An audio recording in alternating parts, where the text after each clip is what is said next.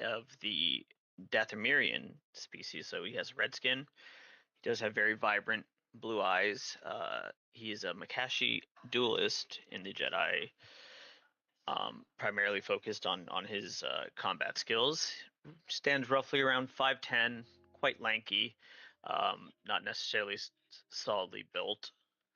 Um, and he tends to be a bit more stoic, has a slight distrust of droids that he's working on, and a terrifying fear of flying.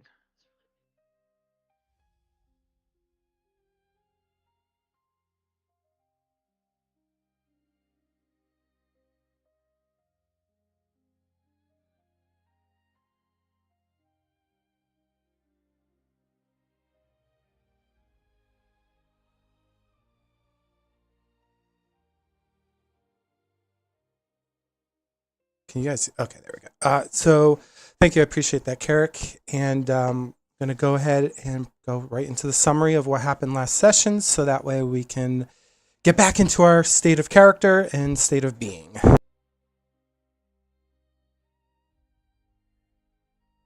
Right, so you guys actually traversed the underbelly of Sernpidal, and while you were traversing Sernpidal, you guys were looking for the children. Suseel had separated from the group, found the children, escaped the compound through some great ordeals, managed to get caught back up with the rest of the group, and you guys ended up fighting wave after wave of Sith soldiers. Thankfully, you pushed off two of the squads, forcing the third to fall back so they can communicate literally what was transpiring in the corridor that they found you. From there, you guys decided it was probably best to get the heck out of Dodge. And so you got the heck out of Dodge and you headed back towards the town. When you went back to the surface, you noticed that the town was empty. Everyone had cleared out, and there was a good reason for that. As you guys kind of like escaped the tower and entered the streets, you could see above you Sith fighters darting overhead. They were certainly scouting the area, looking for potential, well, threats, because obviously they were aware of your being present. But as you guys were going through the streets, you guys saw, the homeless captain on the streets that you had met prior, and the contents of the container was handed off to him. Carek had already given him the item. Um, Somehow he did open up the crate, which is interesting considering that Suseel still carried the key. So there was questions raised there. But because time was pressed, you guys pushed forward. And towards the end of the street, you guys saw the doctor. That's where you guys were ushered into the clinic. You guys handed the doctor medical supplies, and in exchange, he gave Ni-Ella some credit chip worth 500 credits. And then Carek also got a little reward as well for returning the box. That reward was 250 credits. So you might want to mark that down there, Carek, since you weren't here last session.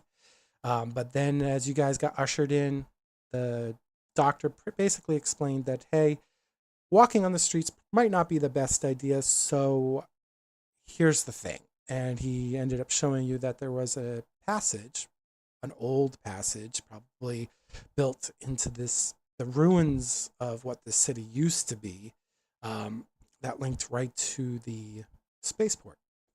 You guys took that corridor after some skillful dice checks to see if you could push some crates and cargo out of the way, and you found yourself in the hangar. Once you were in the hangar, you guys got onto the ship. You didn't really have much room to talk because you knew you had to get out of there. So Oola and HX moved to the cockpit, but only after you all had walked on the ship, hearing a transmission that was looping over and over again from one Jedi Master Omril Vamori. So you guys have it fresh in your mind what that message was. I'll just repeat the message so that way, it's 2 weeks has passed. So this will help refresh what was discussed. First, it was saying, Night Tan, can you hear me? Night Tan, please respond. It repeated this over and over again. Obviously, Night Tan would be Oola. And then it went on to say, after she responded, by the Force, I'm relieved to hear your voice. Time is not my ally, so listen closely. You guys could hear blaster fire in the background of the communications, occasional explosions that kind of underscored, the urgency in his tone. He went on to say, you no doubt sense it already. The galaxy's under siege. Entire sectors fall to chaos, and the speed of this assault has caught even the Republic unprepared. I searched for word of you and Carek, you being Oola, and when I heard the reports of Belkadan, I feared the worst. To know you both yet endure is a light in the darkness. And obviously, Belkadan is where the Sith reemerged from the unknown regions. It was one of the first, probably, groups of planets that were attacked in the initial blitzkrieg of the Sith Empire, returning, shining light that, hey, the Sith are not extinct, they are here. He went on to say, I know you find yourselves on Sernpidal. He said he's walked that world before, and in his time there, he came to know a healer of wisdom, which you guys can probably assume was the doctor that had helped you. He spoke to me of Jedi passing through. Your descriptions, Oola, Carek. So that's how he found out that you guys were on Sernpidal. And he went on to just explain that it brought great relief to him knowing that you were all safe. Towards the end of it, he went on to continue to say he can't remain on the channel much longer, that his path is taking him to a planet called Dantooine. And then he goes on to further explain, Oola and Carek, if you can make your way there, we shall meet, and I will tell you what I know of the wars, where the war is and its standing. And from there, he'll see that you guys all return to Republic-held space. He did briefly mention that the reason why you have to potentially meet him on Dantooine is because there is a blockade currently happening on one of the major hyperspace lanes, and he knows a way around it. A path that perhaps not even a lot of Republic personnel knows. Maybe it's an uncharted hyperspace lane that he's discovered, or perhaps was discovered, but kind of left off of public record. And that's actually where we start. Is that Carek? You are in the lounge currently. HX is in the co-pilot seat. Oola is in the pilot seat. Ni-Ella, did you end up in the medical bay, or are you in the lounge as well? I'm wandering around the cargo bay. And then Suseel, were you still in your quarters, or are you back in the lounge? I think she can go back to the lounge.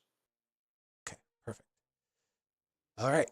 So, before we start, I will have you guys all roll destiny points and see how many dark sides you give me.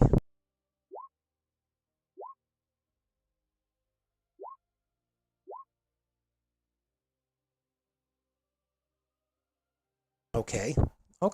I'll take the 2. All right, I'll take the 3. Yeah, you got 3. Thank you. This is where we're going to start. Oola and NHX.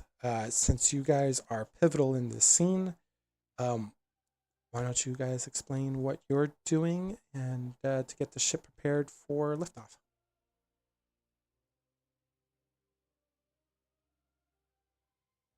Ula's doing her normal pre-check, but a little more hastily than usual, considering everything going on.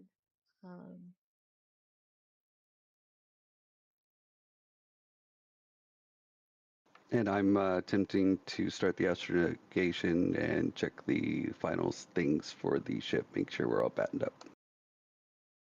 Awesome. All right, so I will have HX. I will let you do maybe just a computer check at this time just to get everything in order. And then Oola, just to refresh, you're getting the systems all started and booted, correct? I'm sorry that my headphone blacked out for me. What was that? You're getting the systems up and running? Shoot, I have to change headphones. One moment. It's okay. That is okay.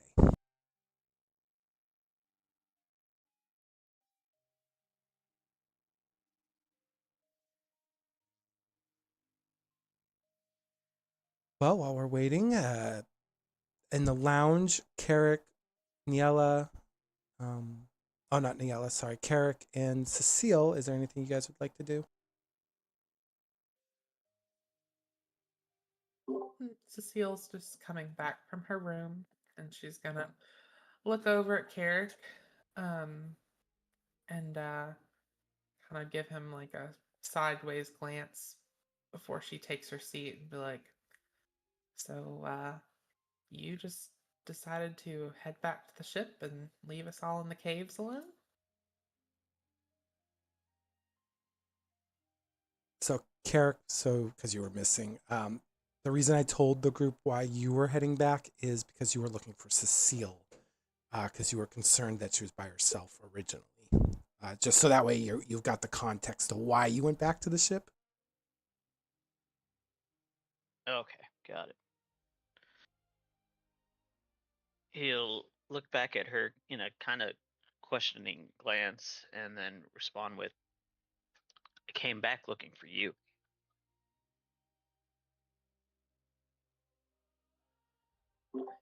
Yeah, well, coming back to the ship. Yeah, I didn't get that far. Didn't get that far, but kids are good. I found the kids. That was our mission, so I guess all in all, it was a success, if you can call it that. One thing you need to know too, Carrick, is you and Ni-Ella actually checked in the hangar to make sure, the family members or the people that you brought from Belkandan were safe, and you realize that they're no longer on the ship. And the reason why they weren't on the ship is because you, Carrick, had escorted the individuals off your freighter and into the town, and you did manage to find them a place to stay so they don't have to travel with you guys into the heart of danger. So as a Jedi, I felt like that was something you probably would have done if you went back to the ship. Just to give you a little more context as what you did while you were away. Yep, sounds good.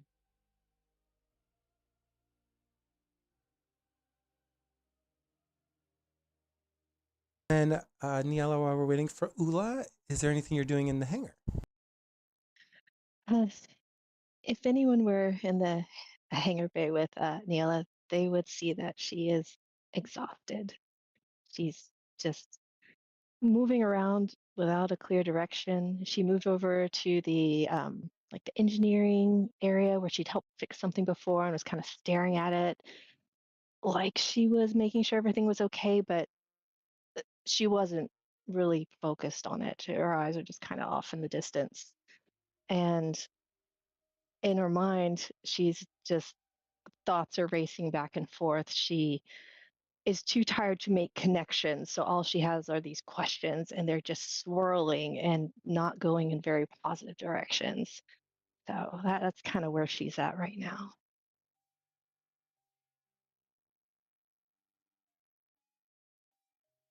Okay, I'm actually going to have you do a roll for me here, Ni-Ella, while we're waiting. It's going to probably wait till after we got through the space stuff, but I'm going to have you do it now since we're holding off for a moment. So we're pretending in this moment, HX is still working on the computer, making sure everything's in order. Doesn't want any surprises and stuff. And then Oola, thank you for that. So when you can, just make your computer check for me just to see if you can get the systems up and going on your end, and then I'll have Ni-Ella still make her roll, and I'll still do that part for her. You need to roll yourself down. What's that? We rolled. I think you're just behind on the chat. Did Oola roll? I didn't see Oola's. Correct. Just She rolled the rolled. computer. She just rolled now. Oh yeah, no, I see that. But I gotta get so Ni-Ella, I'm gonna have you roll a discipline check for me with 2 difficulty. Nice. So Ni-Ella, in this moment, while you're kind of by yourself and you're reflecting on everything that has transpired, and you're kind of just trying to find your moment in this space, trying to gather what you can to muster yourself, you something in your vision, not like your actual vision, but like your third eye, you kind of get this like waking dream that there's going to be a world set into war, and it doesn't look like it's the Sith. It's a verdant green paradise with mountains that are capped with snow, and it's the bluest skies, and the image just flashes between a few things. But one thing you do notice is green. Green really stands out to you. Um, every time, like a shifting between like the mountain scenes, the grass, the constant blaster fire, you there's a pause within like this vision that you're getting because your species sometimes gets these, and this is happening to you, and you get like solid green flashes once in a while. You're not sure what that means, but this place looks like it was once beautiful, but for some reason it is thrown into turmoil. Um, it's the place you've actually never been to, so for you to have this vision of this place, you don't know if it's exhaustion or maybe the things that you had when you were a child, when you would be playing with other kids and you just pause in your steps and just have these moments where you're separated from reality. It just happened, and you snap out of it. You're back in the hangar, and while it felt like maybe longer, only just a few seconds passed, and you're there in the hangar alone, left with those thoughts, compounded with the other thoughts of everything that has transpired on Sernpidal, Belkadan, and beyond.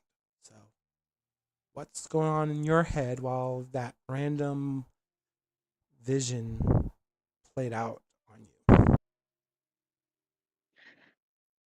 For Ni-Ella, when the vision starts, it pushes all the other thoughts aside, all the other things that were swirling around just kind of get moved away, not gone, but just less importance, pushed away from that vision because it's so vivid.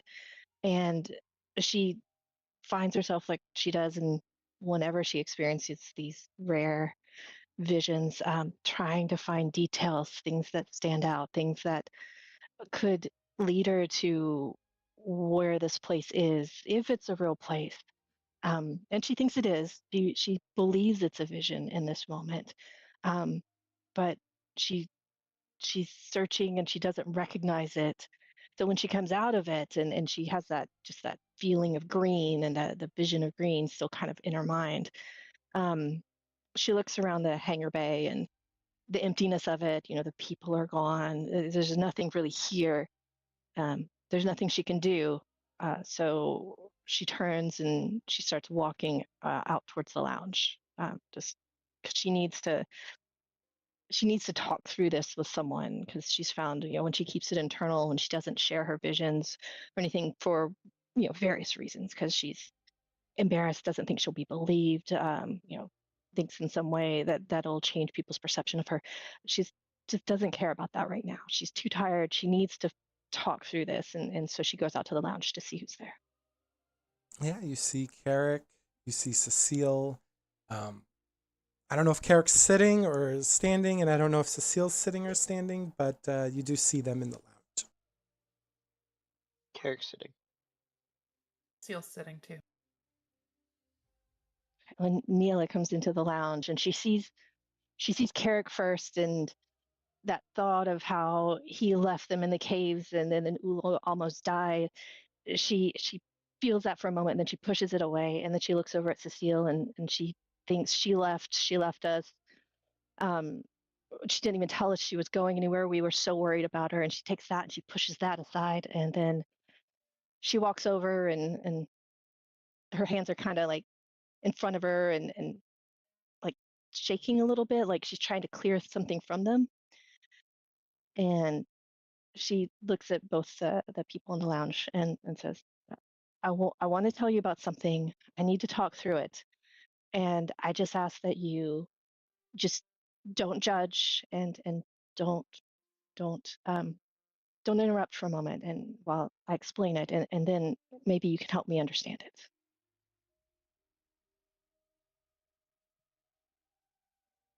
Carrick looks up at her and just simply nods. Cecile nods, but looks at her and her hands like a little bit concerned.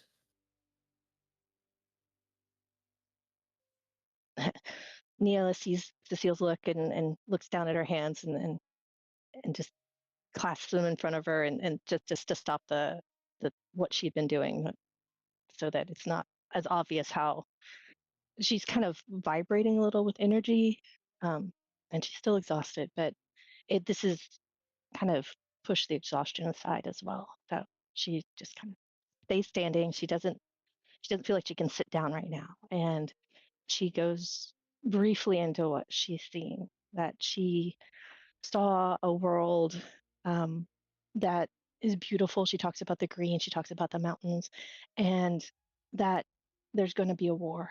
And it's not the people from Belkadan, it's something else.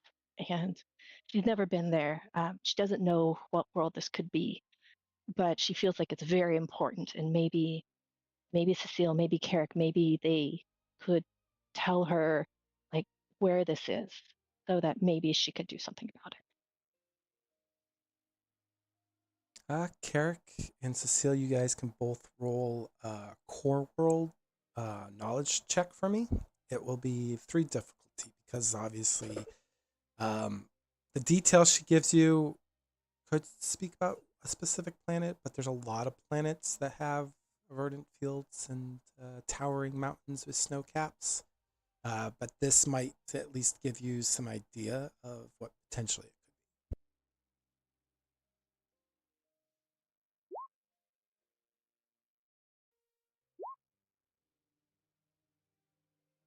Oh, okay, never mind. So, as she explains this vision about the sharp green that pops up in between, like the grassy fields that she saw, the blaster fire between the various individuals in these fields, with the backgrounds of these large mountains and their snow-capped peaks and the blue sky. Suseel and Carrick, neither of you um, recall a place quite like that. However, I will give Suseel this because she didn't get necessarily a failure.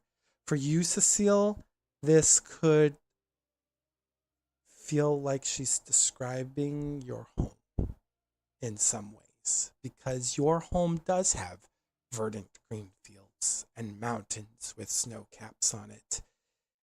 But when you last left, or before all this chaos has happened, your world was not fighting at all.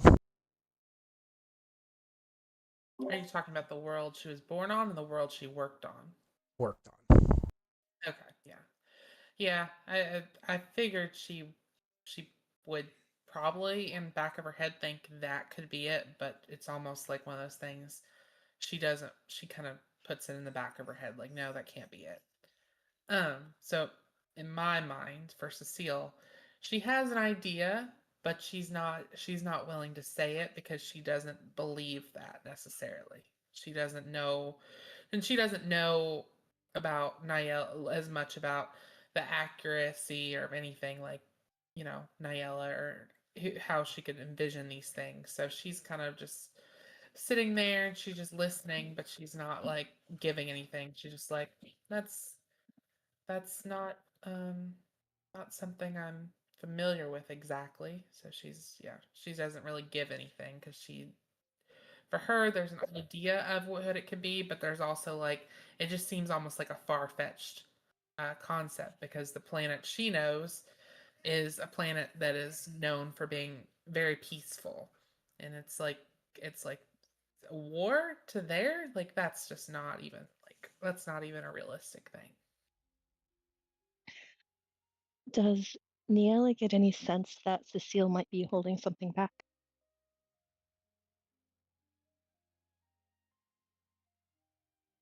What we can do is, since you're trying to check it against her, we can have Suseel. This might complete. You could do a deception, or let's see. Yeah, you could do a deception. You're trying to deceive your feelings in this moment from the people around you. So, and if Ni-Ella is trying to check that, then we'll have you roll. It'll just be too difficulty though.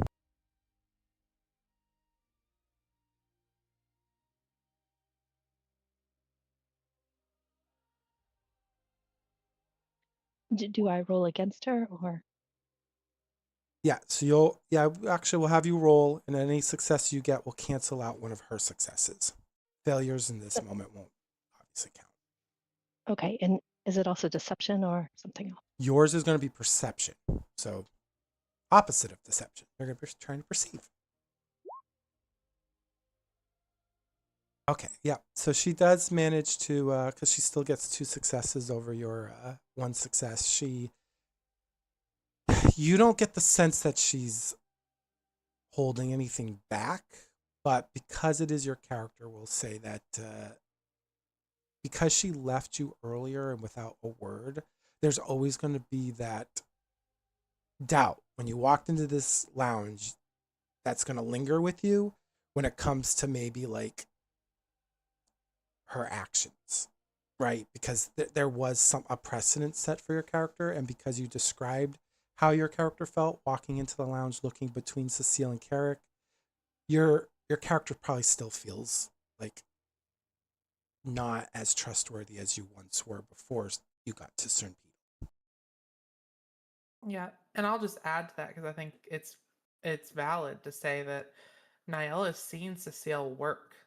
Like she's seen how she talks to people and doesn't necessarily give the whole truth.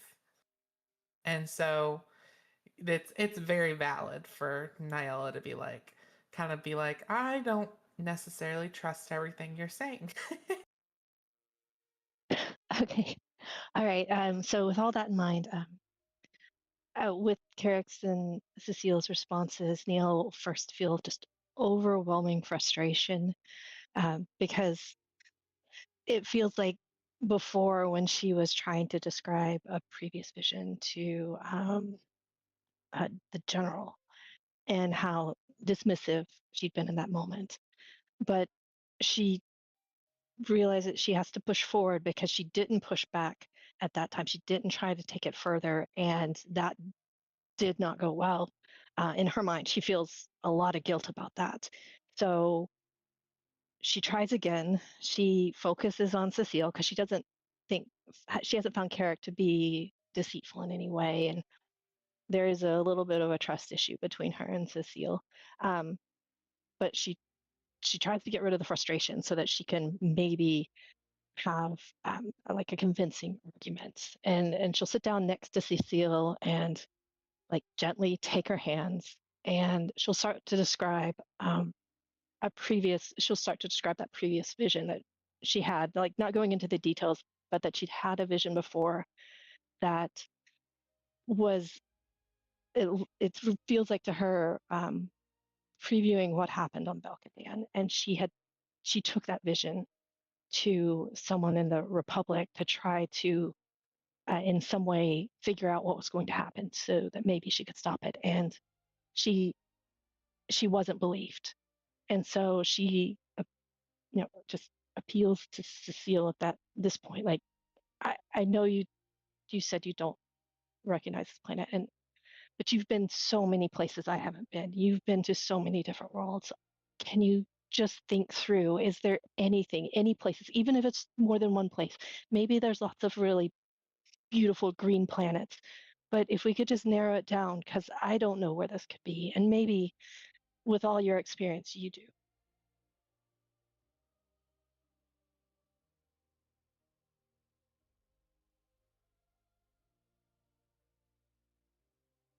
Okay.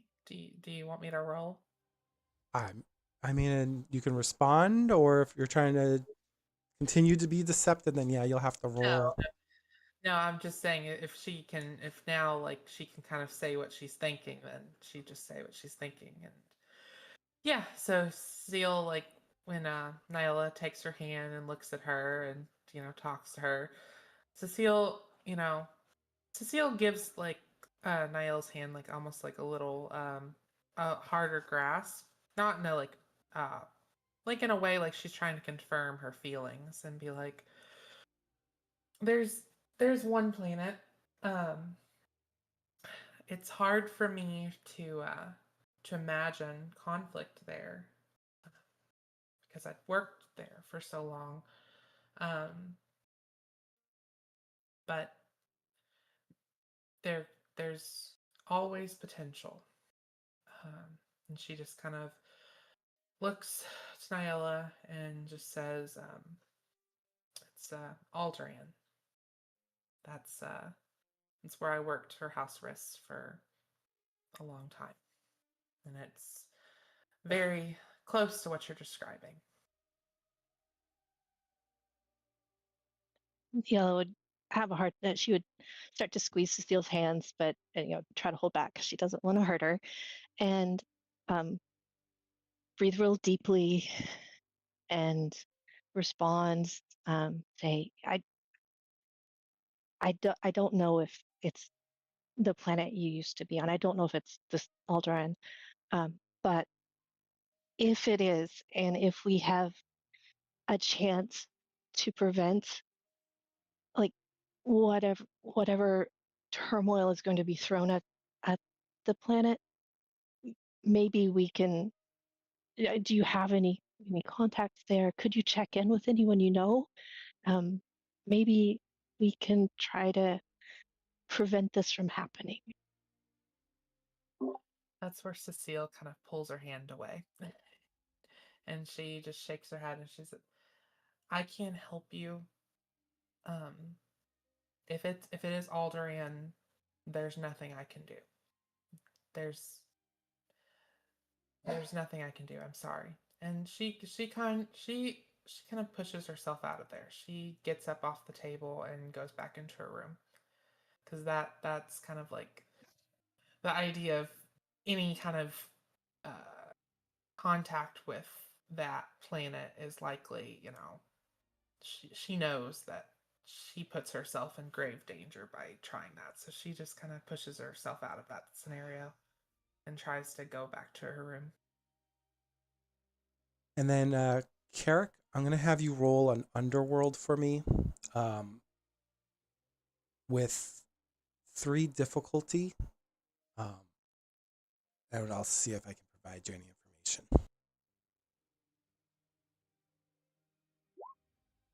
Nope. Carrick Oh is man, blind.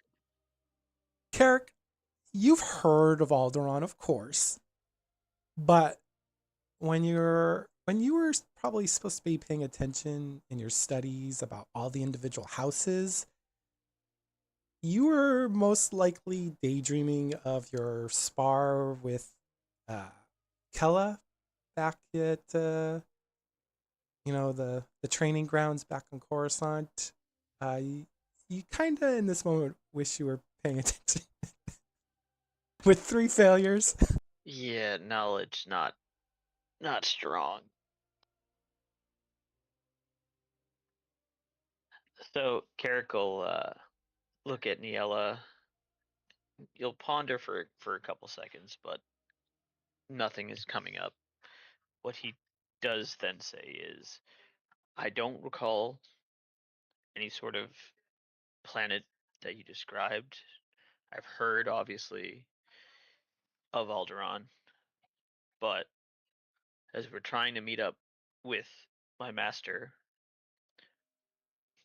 if you would like to, you can join us when we communicate with him, and we can pass on your vision to him and see if he has any information that might be able to help us. When Suseel left, Ni-Ella wouldn't try to stop her, but she'd look very confused and a little hurt because she doesn't know any of this Suseel's past. And maybe if she hadn't been so tired, she would have thought maybe that Suseel had a good reason for not wanting to contact the planet. But at this point, with her being so tired, that doesn't even occur to her. She's just feels defeated and sad. And so when Carek suggests that maybe his master could help, that seems like a lifeline to her. And so she looks up, she nods emphatically, and says, yes, that would be great. He should know something. And it's like she's trying to convince herself that this will help, that there's something good that could happen. He nods and replied, doesn't want to necessarily push any further with the conversation. He does look down at her hands before he turns away and sits back down. Okay. Is there anything else the three of you would like to do before I move to the front of the ship?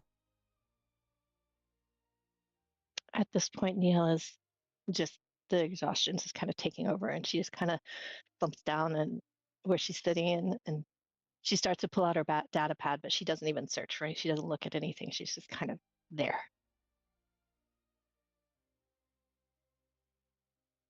Carek, as he sits down, will kind of pull his hood up above his head and sit there and quietly sort of meditate. Kind of like an empty meditation. Yep. And Suseel, I know you went to your room. Is there anything you wanted to do in your room? And Seal's going to pull back out her data pad and look at that.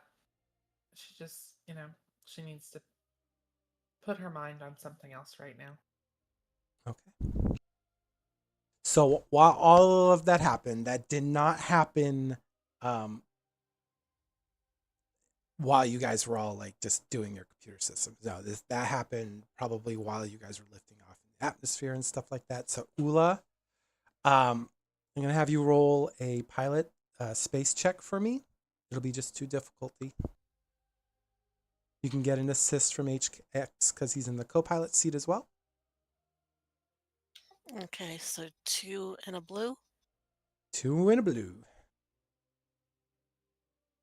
While she's doing that, HX, if you want to roll your astrogations check, that'll also be only 2 difficulty. I will do that, but I'm going to take my success. Sorry, my advantage from last roll on computers into my astrogation. Gotcha. I don't think you had any problems getting the ship off the ground there, Oola. No, Getting it to where looks we like need. everything went smooth. Getting to where we need to go might be a problem. Isn't that wild? You have high Yeah, skills. let me re-roll it. I'm going to use... Oh, you have a skill that lets you reroll? Yeah, I do. Once natural programmer, once per session may roll computer or astrogation check. Oh, nice. There's actually one specific. Okay, cool. I was about to say. Yeah, that my tree's interesting. So. No, that's a cool tree. And I'm going to take the advantage from that one as well. Oh my god, that's hilarious. How? I have no idea. How? Seriously? just shows that your skills could be really high still in your character sheets, but you can still fail and not succeed. Can I give everybody an advantage on anything they need? Give the next person, probably Oola, will need an advantage for sure. All right. Well, you do lift off. As you're lifting off, Oola, from the rather abandoned spaceport, you realize instantly that you have another problem to deal with. You have those fighters that were patrolling the skies over Sernpidal to deal with. They haven't immediately caught on to your ascent yet, so you're still in the safe. But we're going to do a little switcheroo here. Uh-oh. Welcome to space fighting. Just get some things set up.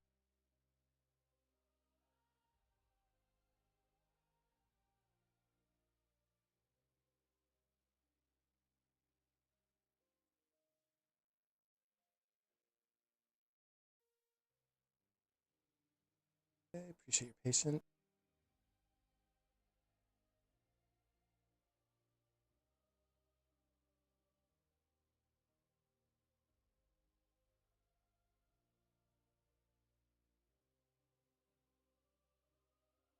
Okay.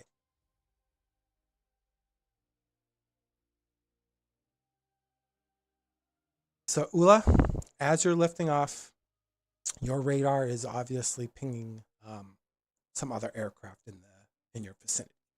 It doesn't obviously it can't really ping them as enemy or friendly because, let's be honest, the Sith's transponders are not in the Republic database, at least not quite yet. There hasn't been any like intel or agencies that have been able to breach the Empire's security, so you just see them as like blips on the map. Like your radar is just picking up that there is objects in the air that are moving about. Obviously, you can assume they're hostile because the only craft that you saw in the air were Sith in origin. Those angular, very, I don't want to say bug-like. They're not really bug-like, but they're very geometrically like shaped. They got the little almost TIE fighter kind of esque vibe to them, but not really because it's a little more alien in design.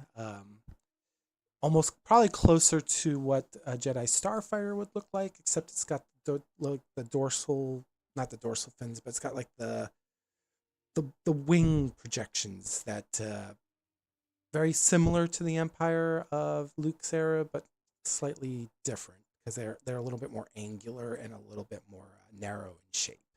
And they haven't noticed you yet. So what are you and HX going to do in this moment as you guys are noticing that they're pretty far off from you still, but they're potentially about to turn around because their radars will also be indicating another vessel? I'm going to cuss and make a twirl and try the astrogation again to see if we can get out of dodge so we don't have to engage. Okay, go ahead. We will say no added to difficulties. It'll be 2 purple still. And I'm sure you're going to use one of your advantages. You'll get a blue die as well. One of my 9. So impressive. There we go. Okay. Now we can actually get on course. So you realize that to get the hyperspace drive up, it's going to take a few moments. Obviously, the drive isn't state of the art. It's not like you're on even the big Republic capital ships take moments to get the drive warmed up so they can get into the hyperspace tunnel. So as you are getting the hyperspace drive up, Oola, what are you going to be doing in this time? While you know the hyperspace drive is going to take a moment to get up, might give the enemy vessels a few opportunities potentially while it's warming up to make some strikes at you. What would you like to do? First, she's going to look over at HX and ask if their not trajectory, but their direction would be towards or away from where the blips are coming from.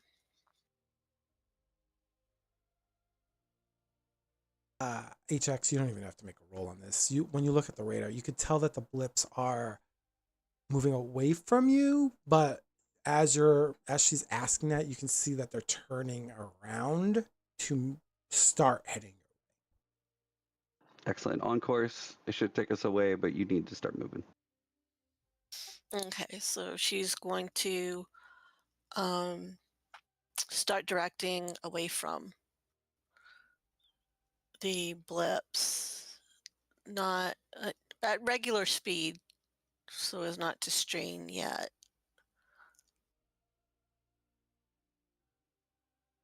And what is your normal speed on your ship? I don't remember. Where do I look it up? Under your character sheet, there should be a ship tab.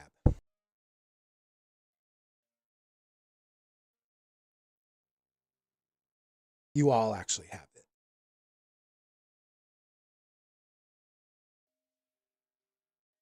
The vehicle sheet, correct? Okay, speed is 3. Currently, you are at speed 1 because you just started the ship up. So to accelerate, you can accelerate the speed by 1 if you're just using a normal action, or you can use punch it, which you will suffer 1 system strain for each speed level you jump. So if you go from 1 to 3, you'll suffer 2 system strain on your ship. We have a max of 20 on that. Yeah, not yet. What was that? We both talked. I apologize. We have a system strain threshold of 20, but I don't want to use it quite yet. So we'll go up to 2. Okay. Keeping an eye, of course, on the speed of the fighters or whatever they are, the blips. Even though you move your speed up, these smaller craft, they're clustered in groups of 3. They're making their way pretty quick to you. You go ahead, HX, since you are more probably keened on the screens in front of you than Oola, who's probably more focused on flying. Go ahead and roll a computer check just to see if you can decipher like speed and trajectory from you and the fighters that are slowly approaching. Roger, taking a advantage from last astrogation, I will roll the computers. Okay. There's your rolls. Jeez. No kidding. So yeah, with all those successes, you can tell that these crafts are probably going to catch up to you next session, in the next couple seconds, which translates out of character. It'll be literally next round because they are moving at a speed of 5, where you guys are only moving at a speed of 2. Okay, I'll put up on the radar display in front of Oola the directions, and you'll be able to see the lines where they intersect, and that's going to be we need to get out of here. So I'll point at the screen and say punch it. And I've got And that's what she'll do. And I'm also going to flip the shields to back. Hopefully you don't need to punch it this round because you went up 1 already, and your ship only has a max speed of 3, so you can just keep accelerating normally. But remember, you do have other maneuvers that you can do in the meantime that potentially could buy you some time in this moment, because these ships are going to catch you. They're moving 2 speeds higher than you are. They're fast. They're built for engagements, whereas your freighter, it's a freighter. They're slow. They're cumbersome. It's got well armor, but it's not really designed for fighting head on. It's more for it's got a turret to defend itself a little bit. But you know that you're probably not currently armed enough to take on 6 of these small little fighters. Okay, this is when she'll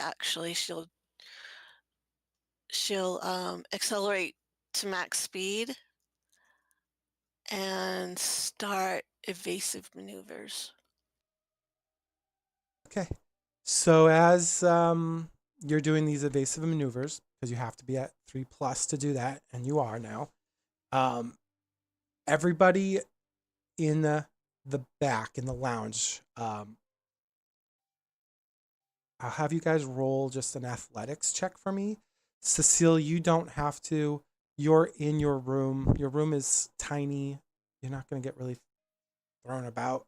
But Carek and Ni-Ella, you'll roll an athletics check just to see if you can keep balance enough, and to see if you're able to like react to the sudden movements that the ship's making.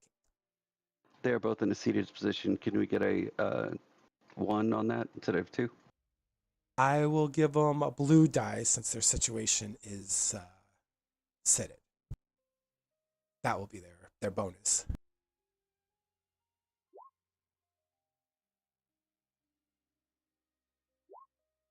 All right, so Carek, because you got 3 successes, I'm going to give you an opportunity here. Ni-Ella is so focused on her internal thoughts and just staring blankly at this data pad that she is.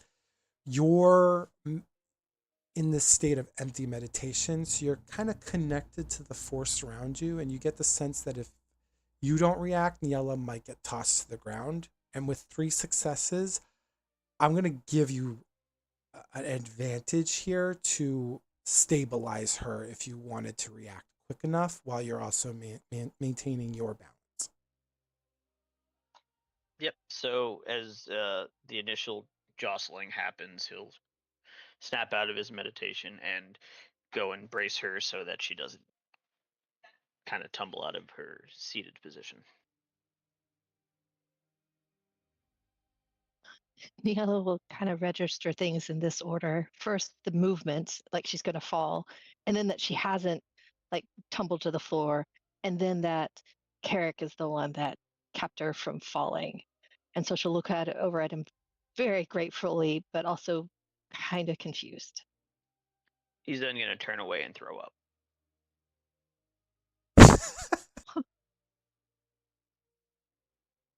He throws up in front of you, I think. You say you're Definitely going to. not on her, yeah, away from her. There should Ni-Ella, be puke bags strategically put all over the ship because Oola knows her, I'm going to say brother Jedi. Unfortunately, his reaction was spent bracing Ni-Ella than his own internal struggle with flying. Ni-Ella sees Carek throw up, and first thing she checks is like where his hand had grasped her arm to keep her from falling. She checks to see if he has those magnetic bands on his arm, and then she like she's now stabilized enough so that she kind of switches to like patting him on the back and try to make sure he's okay and isn't going to fall over. He does not have them on. They're in his little quarters within the ship. For whatever reason, he did not have them on. Yep, and say biologic should be removed before we break orbit. Okay. So Ni-Ella sees that he doesn't have his bands on and say, "Where are they? I can get them for you. Just tell me where they are." He kind of raises his arm and points at his quarters there. Okay, so Ni-Ella's gonna make her way towards Carek's quarters, bracing herself at wherever she can, against the furniture and the walls to make sure she doesn't fall over or injure herself. And then she's also gonna grab something to clean up the vomit, make sure it doesn't get thrown around. Okay, well, that's actually perfect because what I'll have you do is just roll one more athletics, see if you can do all of that, because now you're standing as she's doing like these evasive maneuvers, and just 2 difficulties still. Because you said you're bracing yourself with just things around, I'll still give you a blue die from that. Can I take any advantage from last time? Because I'm Absolutely. very focused at this moment. Absolutely. Carek need to roll as well while he's standing there? It's an amazing roll. Are you standing or are you still sitting, Carek? Yeah, he's sitting back down while she's going to his quarters. Okay, then you're fine because you're sitting. You're now aware of the maneuvers, so you don't have to roll again. But as Ni-Ella is trying to help you, you do watch her kind of get thrown about in this lobby kind of space. But I will say the narrative for the advantage that you have, because you have so many of them, I will say that you don't actually get hurt while you're getting tossed around. It's just not the most comfortable walk that you've ever had in your life. Like, if you were drunk, this is exactly how Ni-Ella would walk. As you're getting to like the room and stuff, you're kind of like fumbling and you're trying to grab something to clean, and the containers kind of like jostling the liquids inside. It's kind of like, it's so uncomfortable, but you do manage to make your way back to Carek through all of that. Ni-Ella never feels like a graceful person, but during this, she is just all over the place. Like she sideways, she's grasping something, but she ends up almost on the floor, and she's doing her best. But if anyone were watching her, they would be very concerned for her. So she gets back to Carek, and she puts the bands around his wrists and just kind of checks on him to see how's he doing. Is he turning a very strange color or anything? He's like an off pink color. Not pale, because I guess pink would be his pale.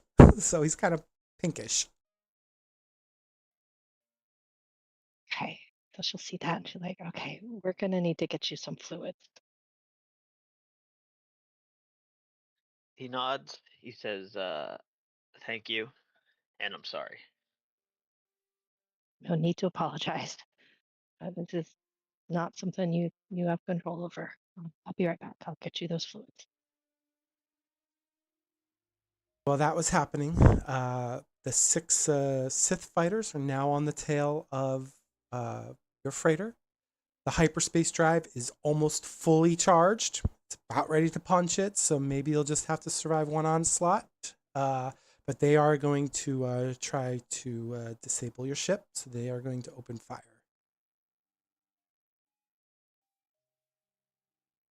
Oola's going to continue with evasive maneuvers.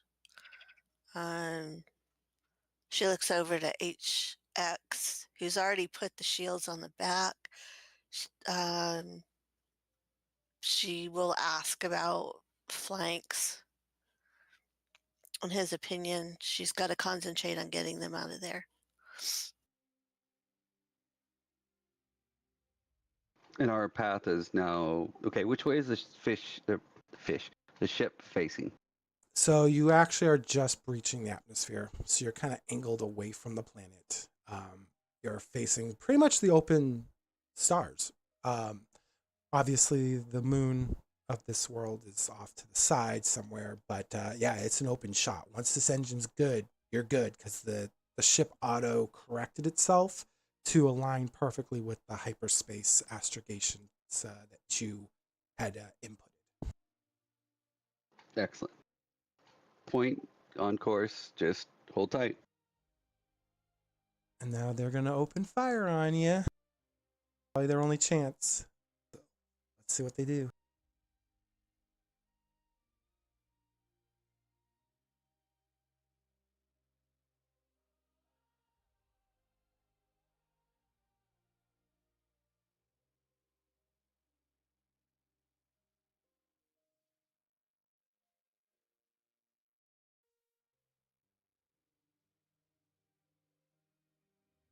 That's right there, NBC.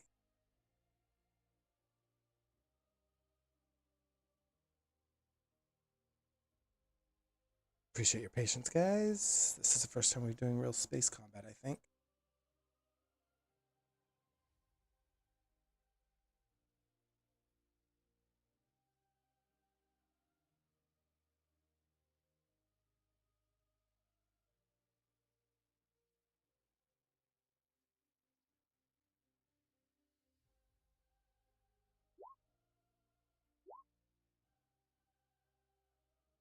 Okay, and let me just check, make sure there's no critical damage there.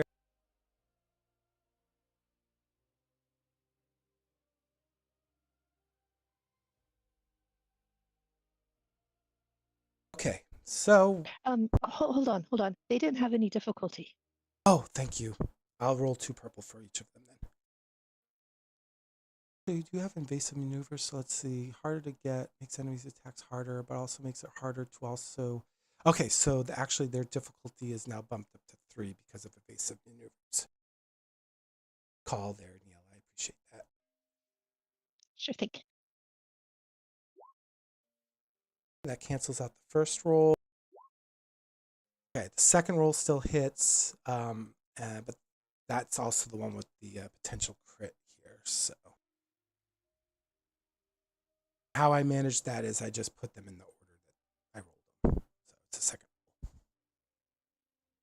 And does the threat cancel out 2 of those advantages from the second roll? Yeah, the second roll is not going to get the 2 advantage. Oh, you're right. Never mind. You're good. No crit. So you just take damage. Man, Ni-Ella, you're on top of the rules tonight. Yay. She just doesn't want any more throw up on her. So you Purely take in self-interest. the ship in the back gets full 6 points of damage. Unless you guys have some armor. Let's check. You guys have your sheet up for your character? I do. Does it have armor? 4. 4. Okay, so subtract 4 damage from the 6. So you take 2 points of damage on your ship. Surface wound. Got it. And that's hull trauma. Is there a way you can update that? Because it seems like we individually have to update it. Fortunately, I think with the way Roll20 works is you might all have to individually update that. But if you want, either Oola or HX can keep track of that. And that way, because they're pretty much the ones that are piloting and doing a lot of the technical work. So if one of you wants to keep record of it, that might save everyone else having to do it. Yep. I've got it. Excellent. Perfect. Okay. So, yeah, a bunch of like cannon fire just blasts around your ship. Suseel, who's probably the only one that has like a port window because she's in one of the side rooms, sees just a spray of like red energy just blast by her, and then you all hear that subtle like it doesn't rock the ship any more than you already have. It actually just feels like someone just pushed the ship because it was like more surface damage than anything. And before they can set off another volley, your ship actually goes into hyperspace. And the fighters are kind of just left hovering there, and they return back to the planet, which you guys wouldn't see, but that's more of a scripting thing. And now you guys are in hyperspace. You'll probably be there for just a few moments. You could probably walk around and stuff. You're safe. So while you're hyperspacing, this is a moment for you guys if you guys want to talk about your next plans, anything like that, please let me know. If you all are in agreement to just continue the scene, again, let me know, but this is your chance to have like an RP moment between all of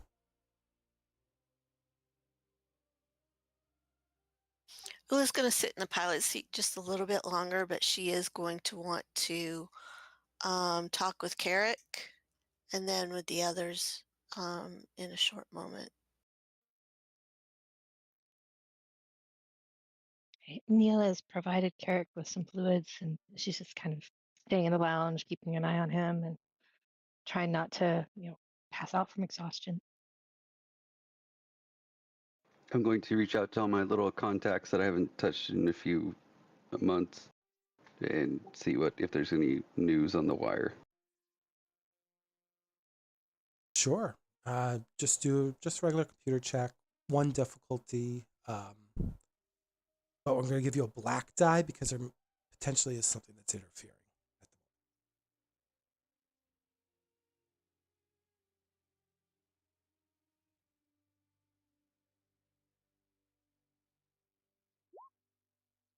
Okay. Yeah, you get onto the HoloNet. You work around the interference. You probably assume it could be because you're in hyperspace or because you're still within a sector of space that isn't really friendly to the Republic right now because of everything happening. But you do manage to connect.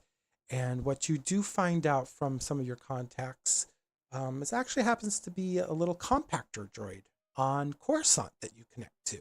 And he sends you a series of like beeps and boops, all binary talk, nothing that any of your sentient fellowship would know.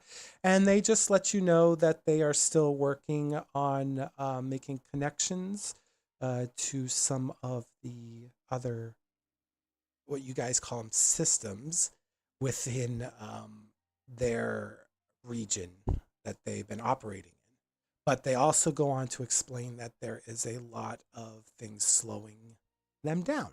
And they're unsure because of all the communication encryptions that are coming from Coruscant, what exactly is going on. So they're asking you if you know. I've heard nothing, so I will repeat that back. But it's definitely good to see and see where the numbers are. Yeah, they Or where the do. universe is. They do tell you that they give you the number 26.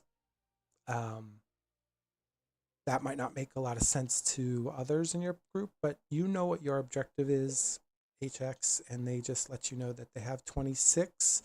But out of those 26, we'll say 8 of them are green, and the rest are yellow. And for your coding situation, yellow means it's undetermined, green means confirmed.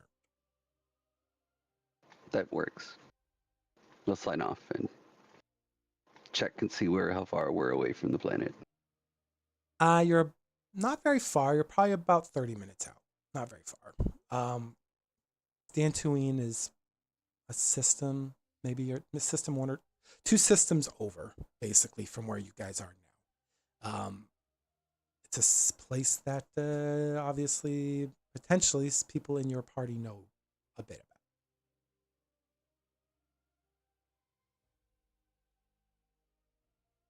Anyone else doing anything?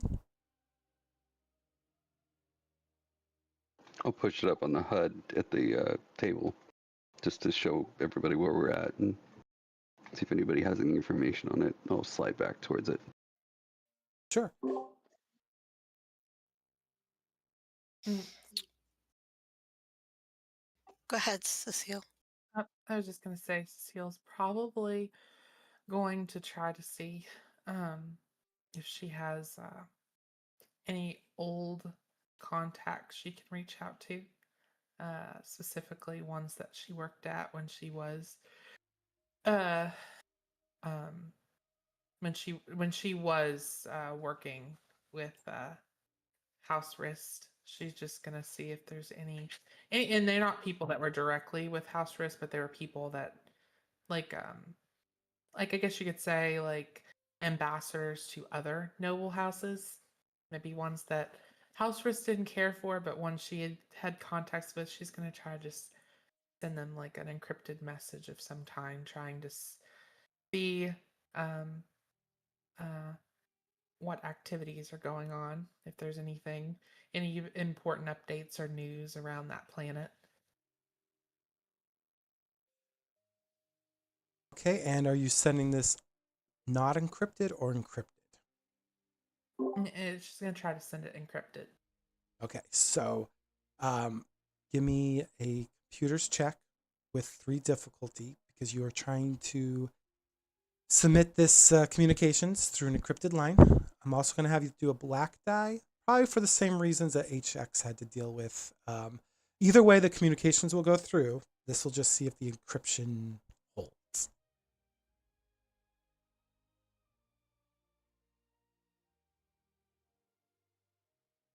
Okay. And I'm going to use a light side die. Probably a good use of it, considering. Let's see.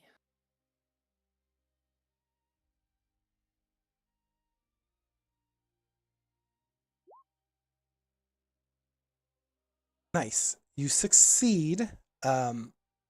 However, while you were saying the encryption, you did get a bit of static coming through. I will say that's born from the threat. So you're pretty confident that most people would not be able to break the encryption. But there is that lingering doubt with that static, which you've sent enough encrypted messages to know static's never typically a good sign, but that doesn't necessarily mean they are going to hear the message. It just means that they may be looking for that message. What would you like to say? And she's just gonna be like, she's gonna use like I guess like a code name or something. Something that maybe she's used like with this particular contact before. Because I imagine she's probably had to do like some little kind of code names before when talking to specific people. So it's something, if she's this specific person gets it, they'll know, who it's coming from. And so she'd be like, this is da da da da. I'm reporting from off-world. I've heard that there may be some dangerous activity occurring on this planet, and I just need confirmation of such activity and status updates. This is reporting from the Republic. That's what she's going to say. Well, what code name would you like to give yourself? Let's see. Let's do code name.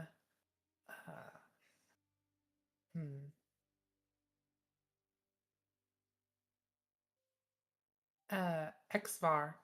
Xvar. Xvar? Xvar, yep. Xvar, it's a pleasure to hear your voice. Pray tell me what details are you looking specifically for?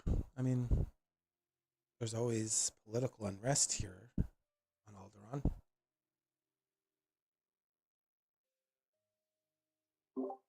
Just gonna respond back. So same old, nothing out of the ordinary. I mean, the houses seem to be getting a little bit more restless. I don't know if you know or not, but apparently the Republic's under siege.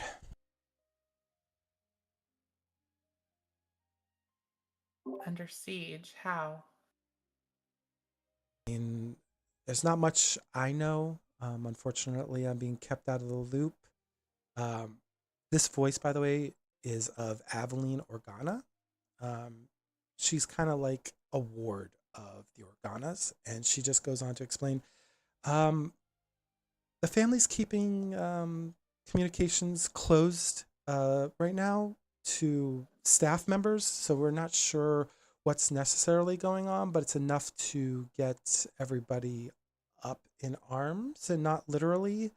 The entire Organa structure it's just so busy here. Everyone's moving about, but it's not just our house. It's House Ulgo, it's House Rist. Everybody seems to be, well, wasps in the wind.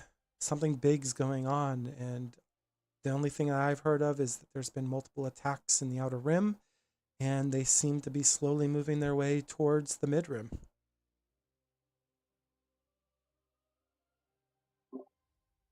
She's going to respond back. Be vigilant. There may be more attacks close to home. House Organa stood for thousands and thousands of years. Well, they'll still be standing afterwards. But I will take your words, and I will keep them close to my heart. Always cautious, right? Blade's only dull when we forget to sharpen it. And she's gonna just her response to that's gonna be like slow, but she's gonna be like, have you heard of Callan? No, Callan's been off world for the last couple months. Apparently he's I don't know, off grid.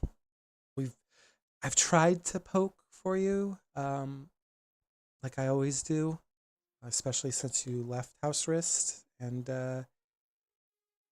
he didn't take your departure well. Let's just put it that way. And I can't find his location, and when I tried to, you know, pressure House Wrist for details in a roundabout way, they seem to catch on pretty quickly about what I'm trying to do. So they come up with an excuse why I can't talk to him. Suseel just all she says in response to that is thank you for this information. Please investigate your communication line. There's a buzz on the line, and then she cuts communication. Okay. Not H. Sorry, Ni-Ella and Carek. What are you guys doing while HX is contacting old people? His old references. So Suseel and Oola's kind of just preparing herself to move. What are you guys doing in this moment with each other in the lounge, or not? Maybe you're doing your own thing. Ni-Ella is falling asleep. Okay, that's fair. Carek will have kind of regained his composure and is feeling a bit better. He will get up and kind of try to seek out Oola to see if she has any specific information based on the transmission of the actual whereabouts of their master. Okay, so you walk around and you find her still in the cockpit. HX, are you still in the cockpit, or did you move to the lounge when you were doing your research? HX moved to the lounge, and he will be right back. Awesome, thank you, Ni-Ella. All right, so you only see Oola in the cockpit. She's kind of just sitting there. Doesn't really have to have her hands on the controls right now because she's in hyperspace, and she's kind of just probably. Well, you explain what you're doing there, Oola. Well, she's looking over the consoles, just double checking everything, just taking a breather after everything they've been through, both on planet, getting off, and the invasive maneuvers. She's just taking in the quiet. So as he enters, he'll just quietly say, "I take it we had company." Oh, hi, Carek. Uh, yeah, just 6 fighters, that's all. But we got away from them, so we should be doing okay. How's your stomach doing? Kind of holds up his hand, his arm, showing that the bracelet's back on. He says, "Better now." Well, that's good.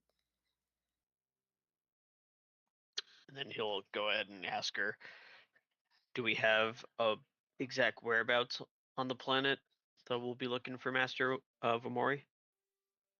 I don't know if it's on the planet. I believe he just said to meet him in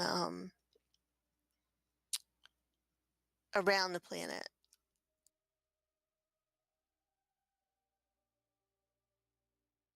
Okay. And we have no other way to try and communicate with him, correct? Not at this point. He was in the middle of it sounded like a battle. So, hopefully he'll be meeting us there soon though when we arrive. A battle. Guess we'll need to look for the commotion then. Perhaps, but I don't know that it sounded like he was really on the same planet that we're meeting him on. And she looks at him kind of with a little trepidation. She says, "You know we're going to Dantooine, right? Yeah. Are you okay with this?" We don't really have much of a choice. No, but are you going to be okay with this? I don't know. Well, I'm close by if ever you need help or someone to talk to. He nods, not really sure how to respond to that without giving away too much, and just kind of turns back and heads back into the lounge after nodding at her. And while you're kind of walking away from her, I'll have you roll just a lore check for me, Carek, with 2 purple. No black dice or anything, because this is a subject you and Oola learned about. But it's a subject that perhaps in this moment you can't recall. Oh man, really should have done better at studying. Yeah, you should. And then Oola, I will let you do 1, 2. Same 2 purple die.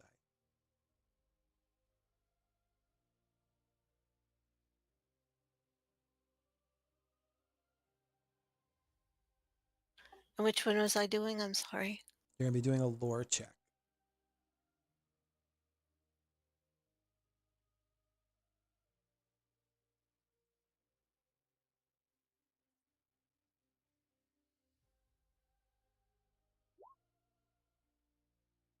All right. She's the smarty pants of the operation. At least this is working out the way it should. I mean, considering you guys both have the same skill level on that, she's just luckier. So, Oola, as he's walking away, probably the words to him resonate a little bit more with you because you remember your master telling you and Carek that this world is like a mirror. It can bring out the best in a Jedi, but it can also reflect the worst. You recall lessons about Exar Kun. He was a great Jedi Knight, or supposed to be, but the dark side had tempted him, and he fell and became a very big threat to the Republic and the Jedi of his time.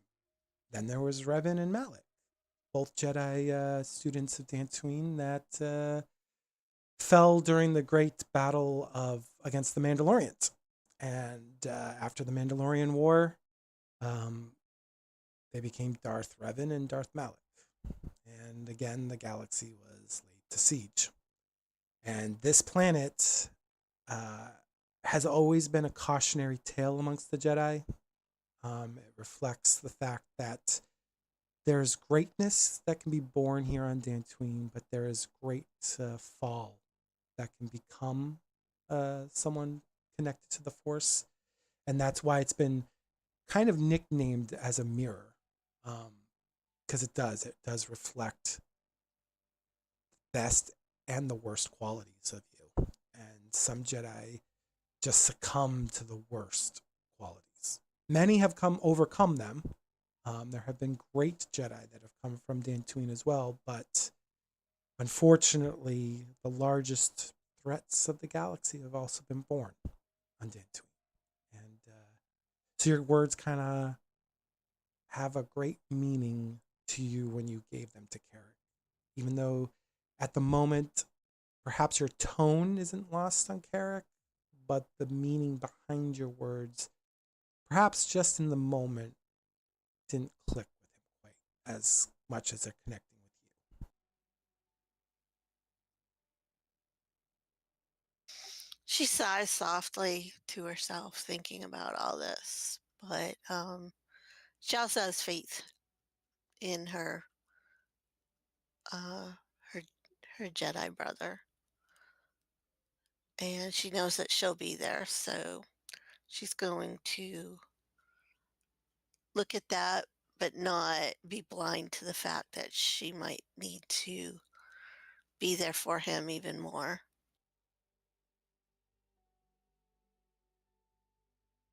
All right. And with that, is there anything else that you guys wish to do during this hyperspace jump? Now she's just staying in the cockpit. Well, I've pulled up a brief on the planet, or the area around it at least. All right. Yeah, you can not going to have you roll a computer's check on this per se. I'm going to actually have you roll a outer rim knowledge check for me. We're That'll work.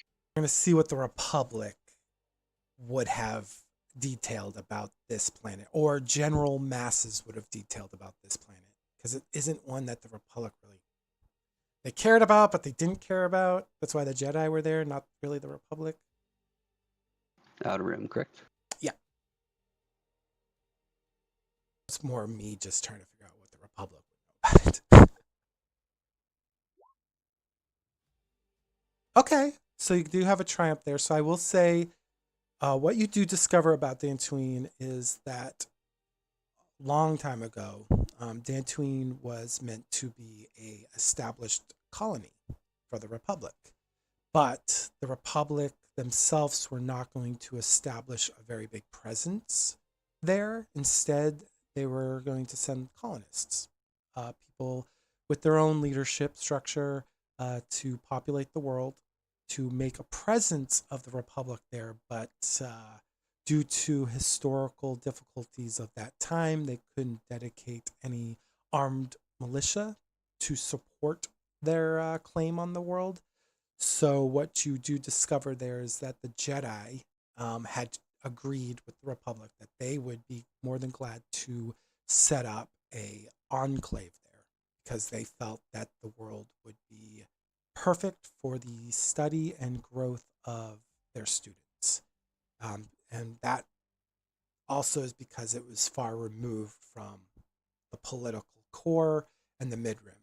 These are side notes that you're getting from references about Dantooine that people have made on why the Jedi had decided, but it's not necessarily factual that they were doing this to escape the politics. It's just kind of more like hearsay, people commenting on like threads and stuff like, yeah, we don't know much about Dantooine, but we know the Jedi had a place there, and they were probably just trying to escape all that political stuff that the core world likes to implement on them. And they thought if they did that, maybe they wouldn't have to be involved with the Republic much. Like, it was those kind of comments, kind of like just rumors and, yeah, terrible hearsay. I'll put that up on a scroll right next to the display of the planet, where we expected to meet our Jedi friend. So you remember in the conversation prior that he said once you got into the system of Dantooine, there would be a beacon that would communicate his location on the planet. It won't be able to transmit until you're in the system, because it's not it's not a galaxy-reaching beacon. Short term. That tracks.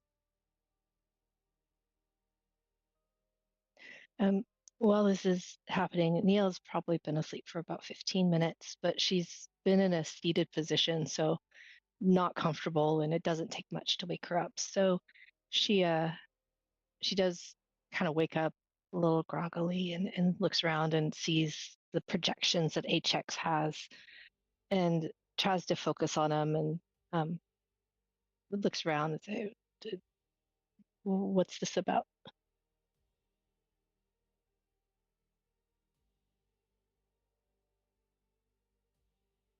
This is the area we're walking into. This is the known issue around and area we are at. This is literally just a physical brief. You've been briefed on this. And Ni-Ella nods and focuses more and tries to read through it.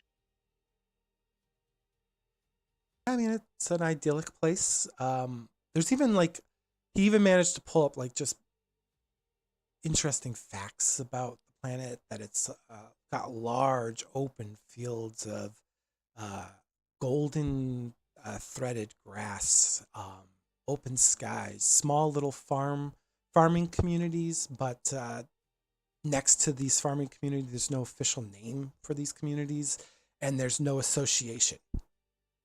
For a place that was once a colony of the Republic, it does not seem to be officially recognized as part of the Republic any longer. Maybe it's just time. Maybe they officially declared it not a Republic space, or maybe it kind of just dissipated and its acknowledgement of existence within the Republic faded with time. But you see that there's a couple like creatures to that it kind of warns you about, but it's very outdated information. I'm actually going to give you a little information on those.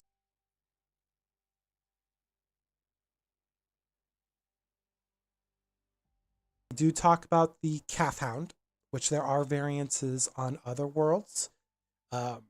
It does show like a small little image of it being like a very muscular looking four-legged beast. It's got kind of a low stance. It's kind of like a mix between a wolf and a reptile. It does indicate that they tend to hunt in packs. And however, if they're tamed and raised from birth, they can be extremely loyal. Because there have been people notably taking them as domesticated pets. Then there's also the very terrifying looking arachnid on the screen. It's called a Kinrath. Obviously, in a graphic image, you can't tell the colors and stuff, but you do see like it's got a spoon-shaped, striped kind of like body. It's got 6 eyes. They've got kind of like beneath them blooms of like fleshy organs that kind of like twist like flowers. They got long jointed legs that end in like that, like those petal like flaps, and they kind of like peel open to reveal like hooked claws. Very nasty looking things, but they seem to be the only two like species that this monitor is kind of like warning you of. Just general basic planetary information. It was managed to get pulled up.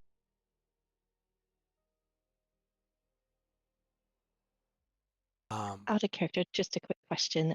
Did you have visuals of those? I just saw the space.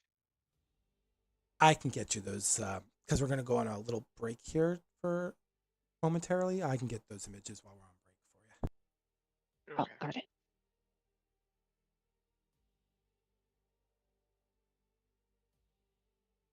Is there anything else you guys would like to do?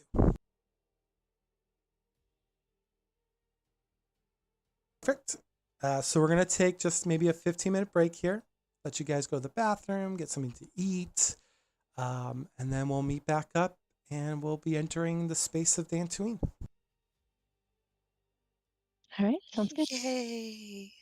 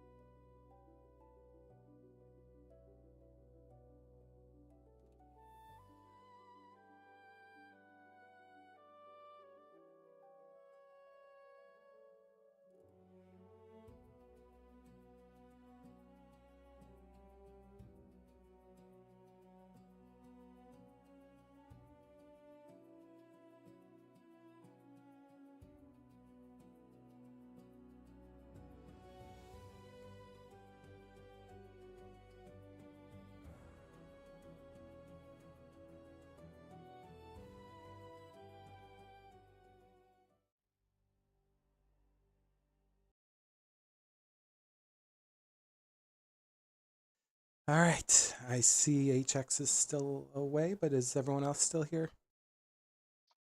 Yep, I'm here. Yes. Awesome. Well, then, welcome back. So, you guys actually break out of hyperspace at this moment. Those elongated lights kind of just fade back into stars. And you kind of now are hovering above the world of Dantooine. From orbit, it just looks like a big marble of blue and golden, like hues with mixed probably with like an olive shade. It's very beautiful from orbit. You're still at your pilot seat there, Tony. Most of the others are in the lounge. And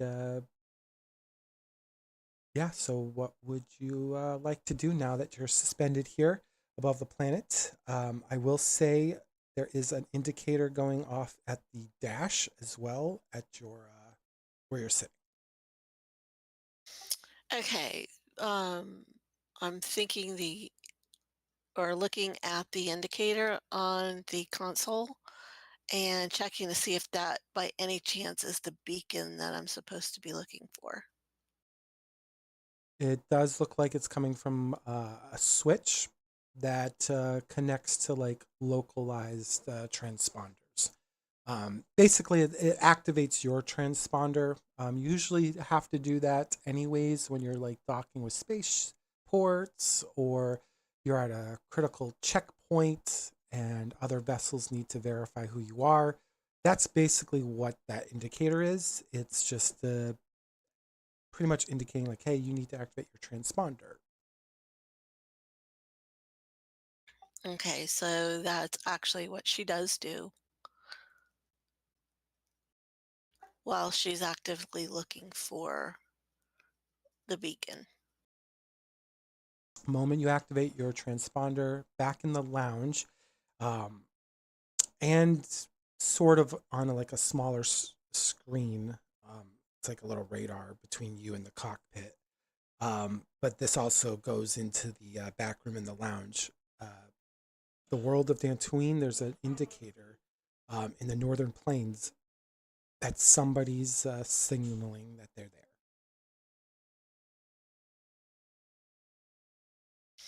Okay, she'll go over the comm system for the ship and let them know that they've arrived at Dantooine in her pilot voice, not and that they would be descending down into the atmosphere soon. So if everybody could please get ready and HX to the cockpit, please. I'll make my way to my seat.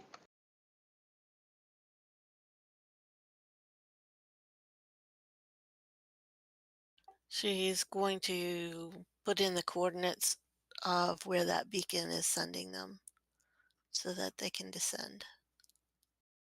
All right, go ahead and do a pilot space for me.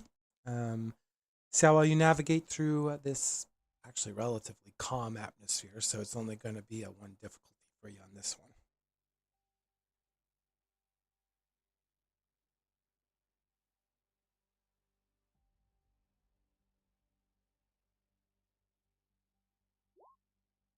Okay, if you failed that, I was going to go, what? How? Okay. So HX realizes he doesn't have to really do much right now. He's just there in case things go wrong. And the ship starts to descend into the stratosphere of the planet. And as you're breaching through the light cloud cover, you actually see rolling out for distance, miles as far as your eyes can go, those rolling olive and gold hues. Your system indicators are indicating that the air is warm. And by contrast to the last two planets that you've been at, this world is has a peace to it, a serenity to it. And as you're like careening over the surface, you see some interesting looking herds of Arazes, which are kind of like these grazers. They're like cow-looking things, basically, that are kind of like over like the plains. They're munching on the Rielage steppes. Rielage steppes, sorry. That's Rielig steppes. And in the very faint distance, you do see a small pack of cath hounds kind of leaping between the grass, as you're probably assuming they're on some predatorial hunt. And when you get close to the oops.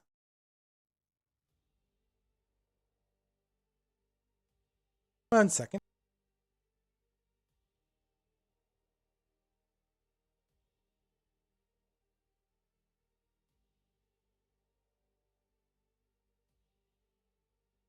Okay, and as you're getting closer to the beacon, you notice that where the beacon's going to take you, there is no suitable landing space. You're going to have to land just beyond it, near what seems to be the flattest portion, is next to like a cluster of bilba trees. It's BLBA. They're weird looking trees, very ancient looking, but it's not like a forest. It's like they're dotted in clusters of maybe 2, 3, maybe occasionally by themselves. And you do see a flat enough landing zone that you can park your vehicle there. And you'll have to probably go by foot the rest of the way to where the beacon is leading you. Okay, so she finds a spot where it looks like it's large enough for and won't disturb too many things to land the ship as close to the beacon as possible. Do one more space flight check for me. This will just be 2 difficulty because you got to land close enough to these trees to get the full like landing gear on the ground.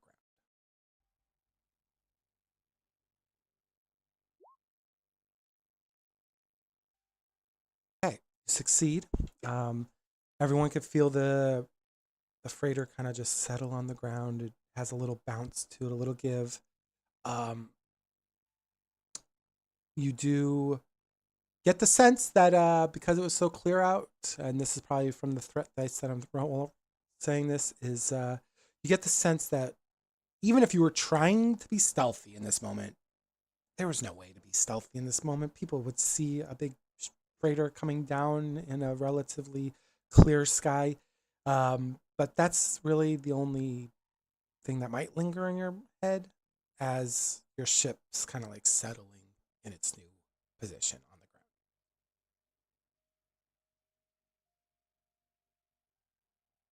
ground. Okay, as it settles, she'll look to HK and give a thumbs up. She'll start powering down. Most things, again on the comm, she'll say, that they've landed and to prepare to um, disembark since they need to walk the rest of the way to the beacon. I'm going to lock Oola's crash gear down, like she just experienced something, and be like, it's HX, and I'll just spark. I didn't understand that. So your harnesses tighten just a little bit. Oh, Takes you a little bit longer to get out of. she mutters towards the droid. Well, what are you muttering? Not telling anybody because she's muttering it to herself. Checks. You could do a perception check if you'd like, and you have to roll a stealth, Nope. Oola. I'm good. Okay. Do I still have to roll a stealth? No, he's not actively trying to hear Okay. you. So eventually she gets out of her harness and she'll walk back towards the others into the cargo area where she'll hit the button or hit the panel, whichever, to open the oh, now I forgot the name. The ramp, so that they could all disembark. Okay. Oola walks by you all through the lobby, says she's heading out, and just goes to the cargo bay and lowers down the ramp. Ni-Ella's gathering her things as Oola walks through the lobby. She's making sure she's got her med pack and her data pad and just patting everything. She's got her blasters and then she feels that small package that was given to her a few worlds ago from the mother of the child that they'd helped rescue. But she doesn't have time to look at it, so she puts it back in her pack and gets up and follows Oola.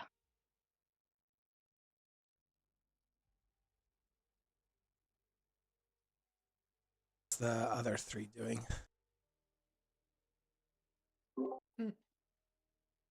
Suseel's just getting out of her room, got her things, and she's prepared to leave as well. Yep, Carek would have gathered his things, heads towards the exit ramp as well.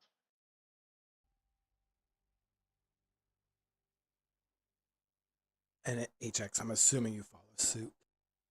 No, I was walking out. I was the first one down the gangway. Okay. But as you guys all leave your freighter, again, on another planet, you see that the way your ship is settled is on the left side of it, you have those little clusters of trees.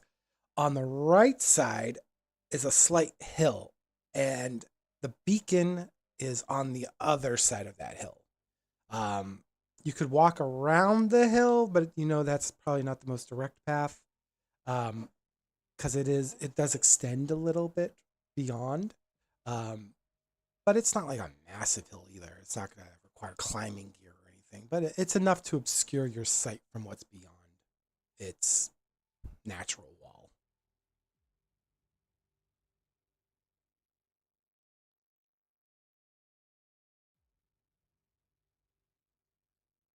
Ula's going to look to Carek. She says, well, this is your world. What do you suggest? She'll direct, she'll kind of point towards where the beacon was. It's like right over that hill. So what do you suggest? We go around or over? Around, because I sense athletic checks. Yeah, around.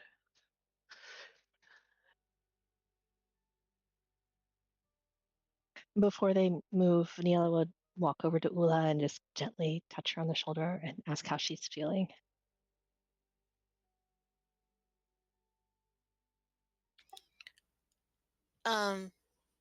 She kind of looks at Ni-Ella a little flustered at first, and then she remembers all the injuries that she had had before, and she'd reassure Ni-Ella that she was feeling all right. She was feeling fine after all that. And give her a smile of appreciation. Ni-Ella feels reassured and she smiles back and then moves back a little to see who she's following, where they go next.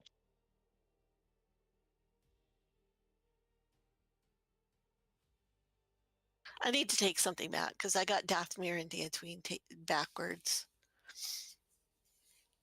So it's not Carek's world, but still, she's going to defer to him. Oh yeah, Dantooine and Dathomir are night and day. We don't want to be on Dathomir. We don't want to be anywhere near Dathomir. We don't want to stop by? I mean, that's up to you guys. It's your ship, but not today. We won't have a ship.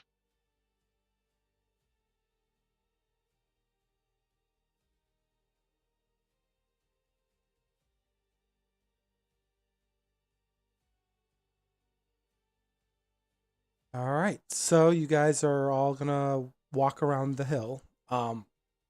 What is kind of your positioning? Who's like taking the front? Are you guys kind of just walking side by side, like the Breakfast Club, walking out of the detention? What are you guys doing? We're spread up shoulder to shoulder so we can take up as much room as possible.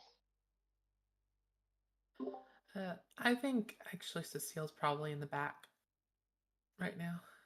I'm going to be behind Suseel, looking on the data pad through the communications logs.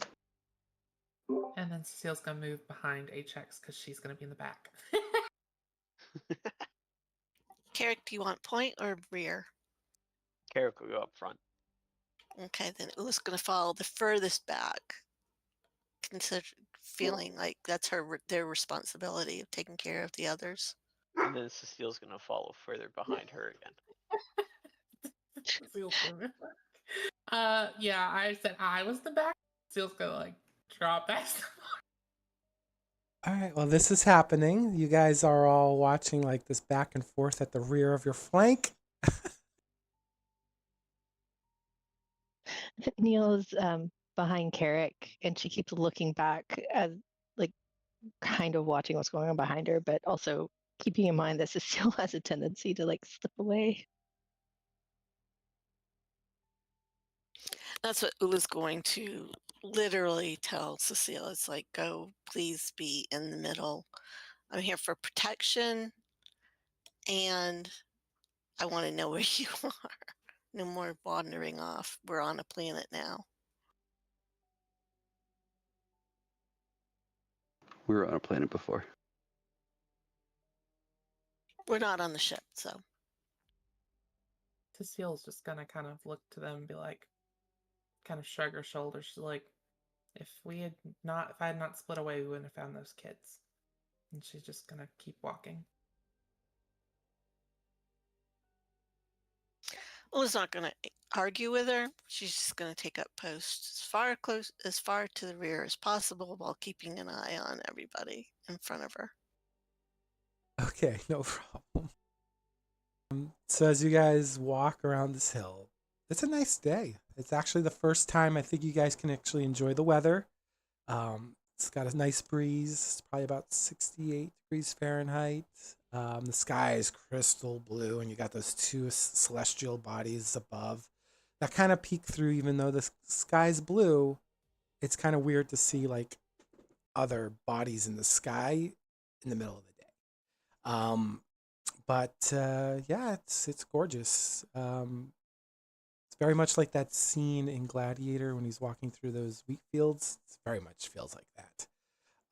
And as you guys round the hill, well, you guys are probably the first group in a long while that have seen the site that you're about to see, other than the people that live on this planet. And when you get around the Barad Hills, well, at least part of the Barad Hills, you see what remains of a Jedi Enclave. And the only two people in the party that would know it's a Jedi Enclave would be Carek and Oola. Perhaps you guys might have like an indicator, like HX did that pre-check, and he might have an indicator that this is potentially the place where the Jedi lived. So I would certainly give him that. Yeah, I mean, you see stone walls. They're sagged under the weight of time. It's got a pale surface, weathered to dull sand, streaked gray. There are a little bit of vines that crawl over the old pylons and sections of the roof that most likely have caved in. They do reveal broken beams against the sky. And then you guys see this great doorway that was once engraved with like the Jedi crest is half collapsed. So you can kind of peer in a little bit, but it's a little bit dark beyond. So you'd have to get closer to get anything beyond the door. But what's left of the symbol, you can clearly see it. It was the Jedi's iconographic image that was there, but it's just weathered by the wind and over time the erosion that occurred here. There's a sense of peace here, but there's also a sense of that unsettling vibe when you walk into a place that's been abandoned for so long.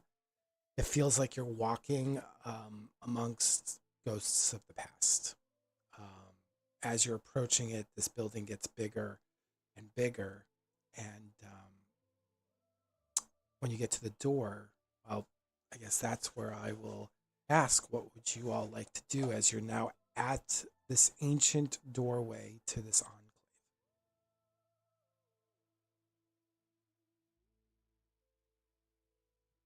Carrick will reach out his right hand, and just kind of run his fingers along the weathered stone door with the Jedi symbol on it. As he does, he's overwhelmed with very much mixed emotions and feelings, happiness, sadness, kind of both tugging him in different ways, but very much overwhelmed with it, and kind of pauses there for a moment. Suseel's gonna say, let's be very careful. Because the last time we went into some old, ancient looking structure, we entered through the door and then we all basically became disabled. Other than she looks over to HX and she's just like, let's just be extremely careful in here.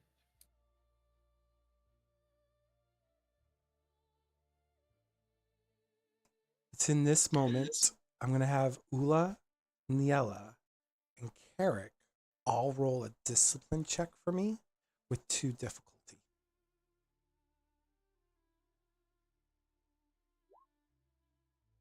And may I use the advantage? Your last roll actually had threat on it. So no. Oh, whoops, sorry. I read that wrong. Okay.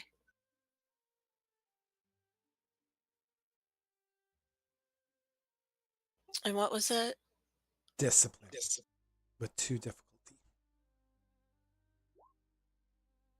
Okay, so I'll explain this for the 3 of you. Ni-Ella and Carek, you both just get that sense that Suseel gets in this moment. HX is a little different since he's not a sentient life, so his processing of this might be a lot more different than someone who's alive and conscious in a sentient way, like the rest of you. And you just get the sense that you're in a very old place, that there's voices of the past that are just lingering here like ghosts on the wind.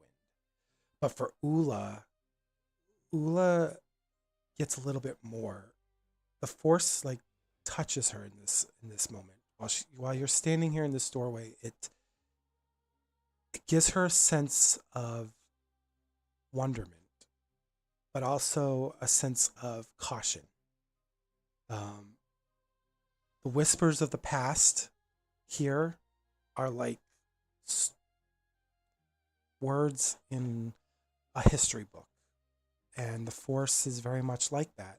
Impressions of the past linger here for as long as time memorial, as long as the Jedi have built this place. And she gets a sense that there is great sadness here. There's great aspiration. There's moments of peace and harmony amongst all of that sea of chaos. And this lines up with what you know about this place, about specific students that have come from here, like Exar Kun and Revan and Malik. But amongst those plurific historical figures, you do get the sense that there is still calm and serenity here. And there is a sense of peace that well exists beyond those 3 prior students of this former enclave. But that's where you guys are in this moment. It's a lot of overwhelming personal feelings for each of you, especially when you're in an abandoned place. We all, you can imagine what your mind's going through in this moment. But for Oola, it's a little bit more. None of you have entered yet, so I'll leave you with those thoughts.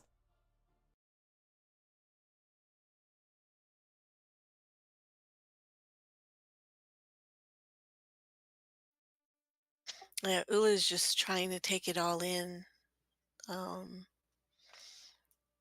The emotions that at first begin to well up, she takes them in and she starts to analyze them in her mind, so that she can not dismiss them, but not let them overcome her either.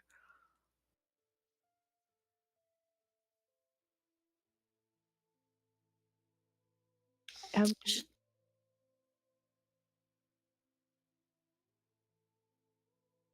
Go ahead, Ni-Ella. and Ni-Ella was affected by what Suseel said because it brought her back to that previous place they'd gone into and what had happened there.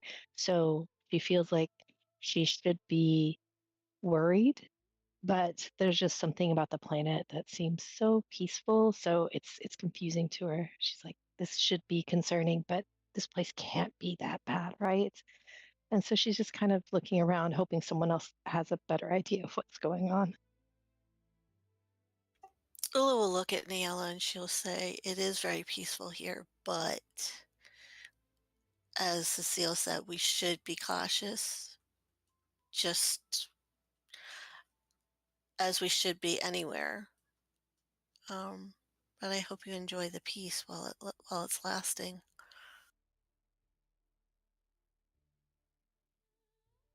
Neela nods, thankful for Ula's words, but still a little unsure of how to really enjoy the peace when it doesn't seem like anything stays peaceful for long.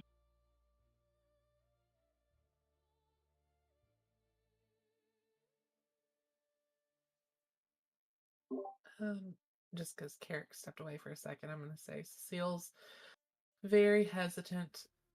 She obviously doesn't feel the same things they do in that moment. She's just cautious and she's looking around and she's just like, is this the place your all's master would want to meet? I mean, it just feels, I know it's looks like it's some kind of structure, but I don't know. He didn't give any indication where to meet him, right? Did he say he was going to put down a beacon of some sort? Yes, actually, he did. And this is, she takes a breath. She said, this once was a Jedi enclave. We learned about this in classes. I don't know why he has us meeting here, but this is where the beacon that he said that he would lay down was put. So hopefully he's here somewhere in the immediate vicinity. Cecile nods at that. She's like, okay, that that helps a bit. I guess I want us to avoid rolling into another trap. That's all she says, and then she just kind of is quiet again.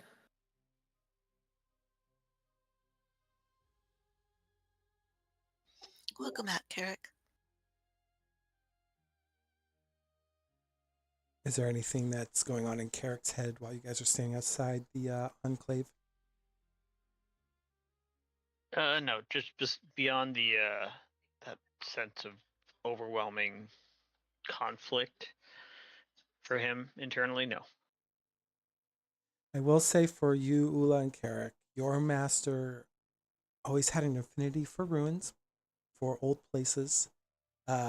Sometimes he would take you to these places, and most likely you were bored because he'd spend hours upon hours going over like markings and dusting through old uh, ruins, like pieces of artifacts. He even taught you how to like cordon off sections for a proper dig, using rope and using like a grid system. He taught you a bunch about archaeology. Whether that's stuck or not, totally up to you as the player. But for him, these places usually are like magnets for sure. And he always spoke a great deal about history, not just with the Jedi, but with things that were around your Jedi teachings.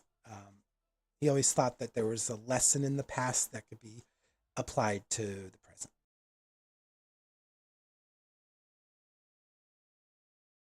Ula's going to have remembered at least half of what he taught, at least, if not a little bit more. And she appreciated more of the pictography in a lot of the places. But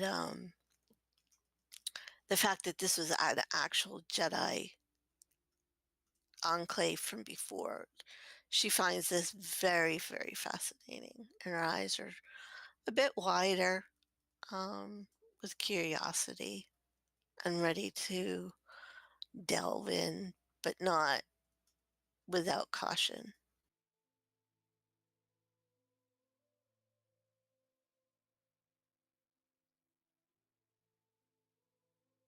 All right. So are you advancing forward then, Oola?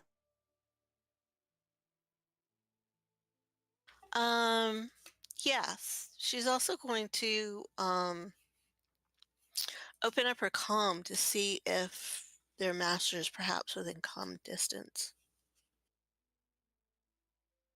Unfortunately, you've been separated from your master for so long that you're not sure what comm channel he's on.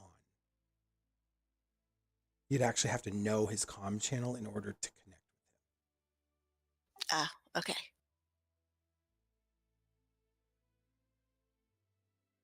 Well, she's going to fiddle around with a few.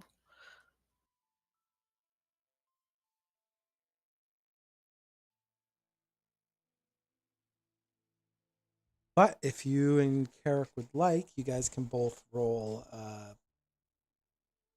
cool checks for me with 3 difficulty. And the 3rd difficulty die is coming from the fact that this place is so rich with the Force.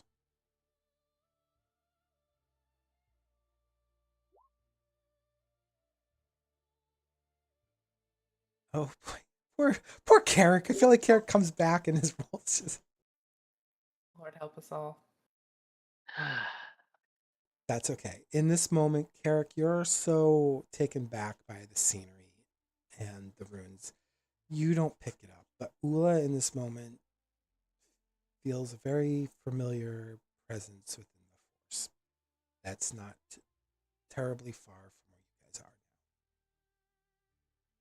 now. She's going to smile. She's going to feel that, and then she's going to pat Carek's arm or shoulder. It's like, he's here and he's close.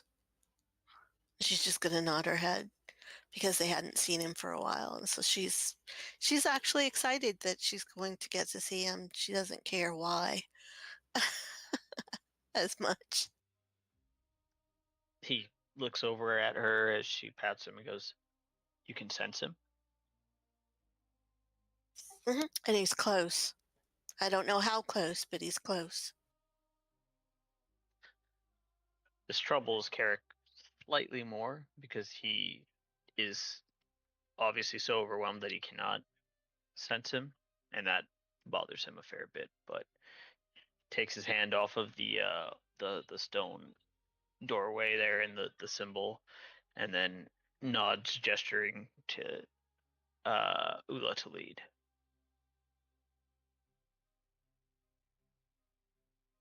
Though Oola's excited to do that, she will, but she leans into Carrick and says, "You've got to watch that we stay together."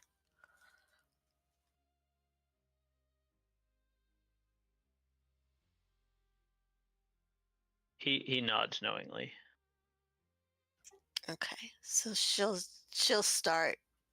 I don't know, does the door open, or do they have to go around it? Is the ruins in enough ruin that they can step around it? No, you are able to walk right in. It's just the door is half collapsed. So think of like the upper half is gone, and you literally just have to like push open the bottom half. It's like someone intentionally closed it behind them. Okay, so that's what she does. Is she'll carefully push it up a bit so that she can at least get it open enough for them all to go in through it. Anyone not following?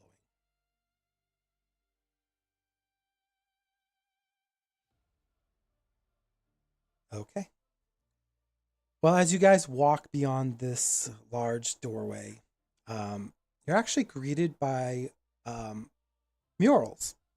Um, they seem to have faded over time, though, to almost nothingness. There's like soft etchings of the Jedi Code, kind of half lost beneath layers of lichen. You can see the words, "There's no emotion, there's peace," but it's written in like Orabesh. They're still barely legible um, on this like cracked surface.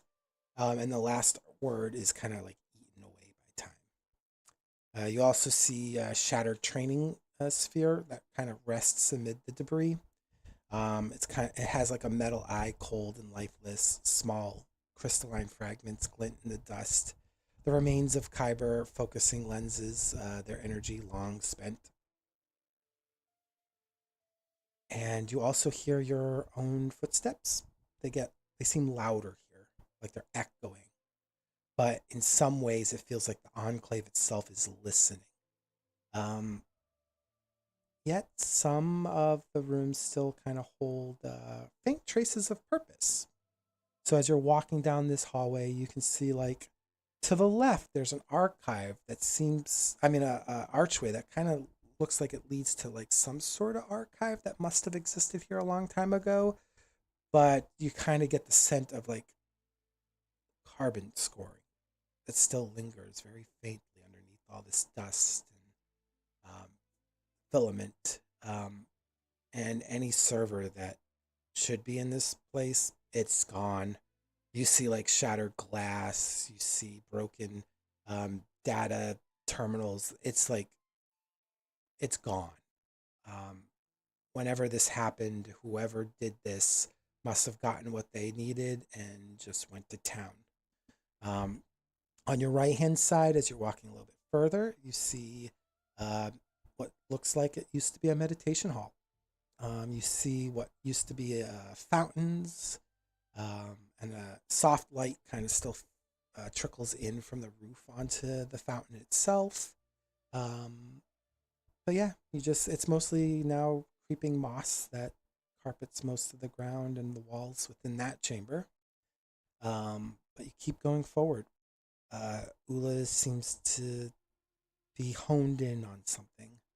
And every now and again, you kind of hear your steps kind of getting swallowed, um, kind of leaving like a quiet hum of the wind through like the open walls and the cracks that have formed over the decades and centuries that precede you all. And it's as if the force itself is wrapped in time here. A very silent, respectful sorrow lingers here. Um, but it's impossible to tell whether it's just a gut feeling of sorrowness because of the state of the place, or it's the force itself emulating upon some of you in the party. But eventually, you reach the center chamber, and here you see a large, giant bilba tree that has grown in the center of this place. In fact, you realize it hasn't necessarily grown by nature's will, but it must have been curated by the Jedi who once lived here. And there's steps that lead up and around this large bilbo tree, and at the top, doorways are open, and the faint sound of steps shuffling about can be heard coming from that room. There are also other two side rooms. One of them has a collapsed hallway, so you can't go any further there.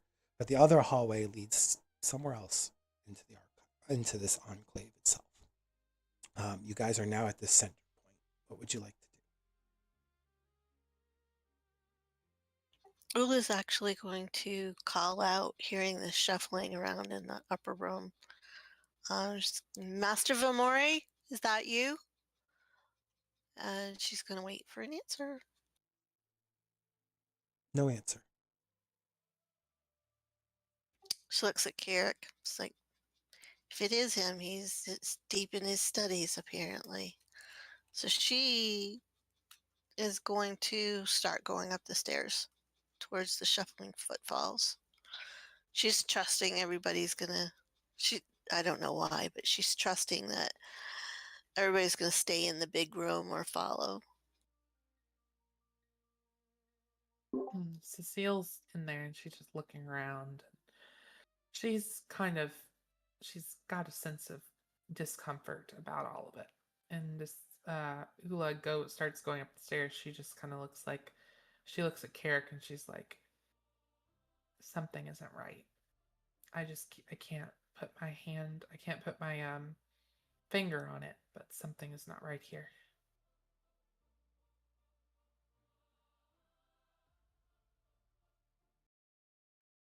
He looks at her and acknowledges that and says, I too feel uncomfortable.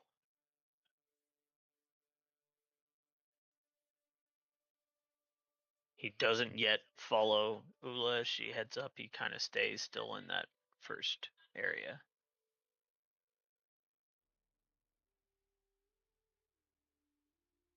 And what about HX and Ni-Ella? What are you guys going to do? I'm along for the ride. I'm just following. Ni-Ella will stay in the central chamber with Suseel and Carek. She'll kind of move towards the tree in the middle, looking at the hallways they haven't been down yet and up the stairs. Go ahead and do a perception check for me with just 2 difficulty.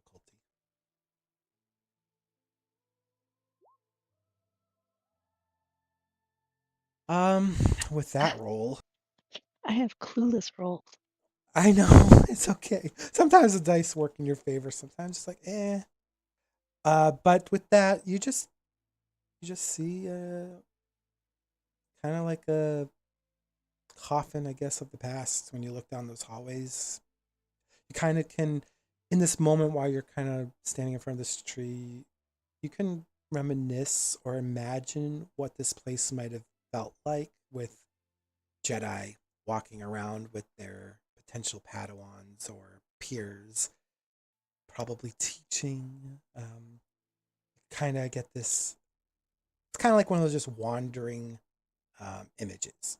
You know, sometimes you get that while you're just walking about in life. You just get these wandering thoughts, and it's kind of like one of those moments where you're just in this very ancient place, and a wandering thought just comes into mind about what could have been and what would have been back in the day.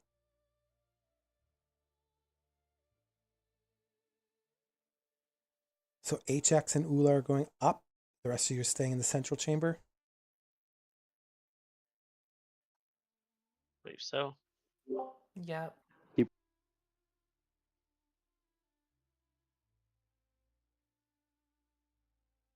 So Oola and HX, when you guys cross the threshold into the next chamber, you see what looks to be a very old room that, for you, Oola, looks very reminiscent to what a council chamber should look like. You see sunlight kind of filtering through the fractures within the ceiling. You see it here and there. There seems to be a falling, like there looks like there's debris that from the ceiling on the ground. At the chamber's circle, though half buried beneath rubble, around it stands the remains of 7 chairs. If you want, you can go ahead and roll a lore check for me to be too difficult while I continue to explain. Okay. The air here feels heavier, as though laden with thought, echoes of judgment, of instruction, or failure. In the center of this chamber is a shattered hollow projector. It probably once carried the voice of the council. If it doesn't flicker anymore, obviously, with life. I mean, why would it? And with that roll that you just got, the names Master Vandar Tokar, Varuk Lamar, Kavar, Zazir Kai, L, and a few others kind of waft in your mind as you look at these empty chairs. and those are names of the council members that once sat here. But when your eyes, both you and HX, kind of scan this area, you see a man. He's got his hood up, his back's turned to you, and he has his hand on the wall, kind of just brushing it over the flat of his palm. Not saying much, just seeming to examine things as they are.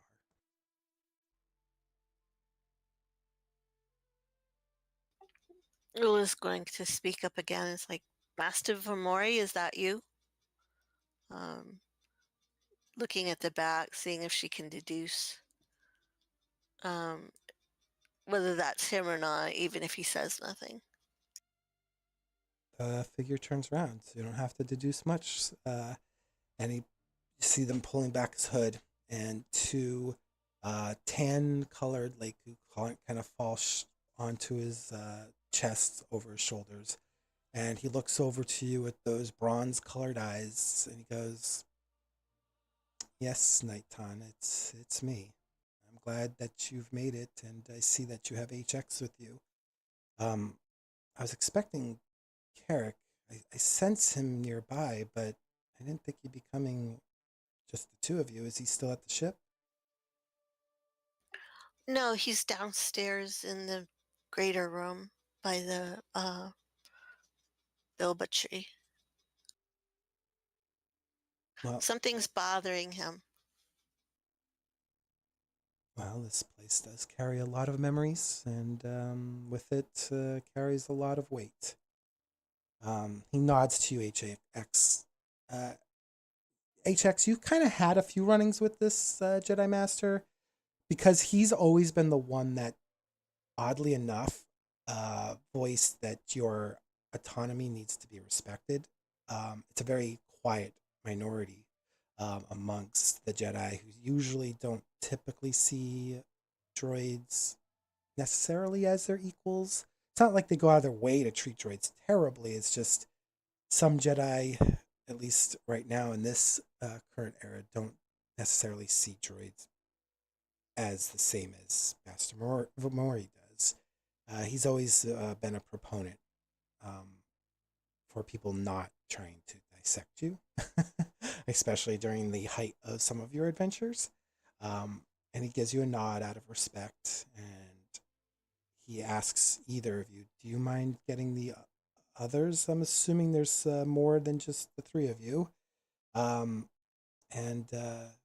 we can just get right into the discussion.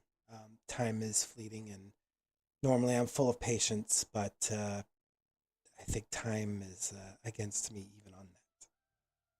Chirp on the comms. Master has been found. Please join us.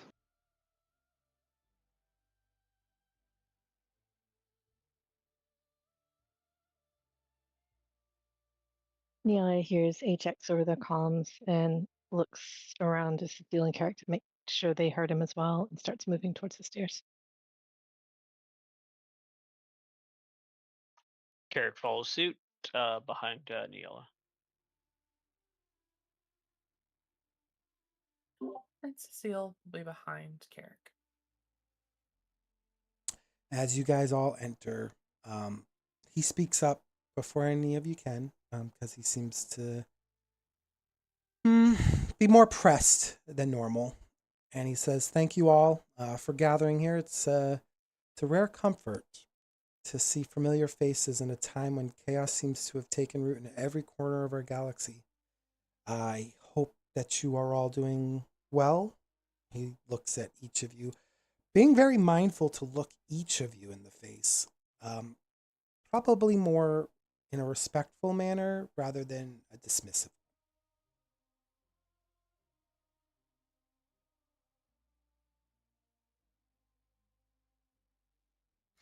Oola's just going to keep smiling, and she's going to bow her head a couple times, or nod her head, I mean. And to the affirmative, while she waits for the others to speak up.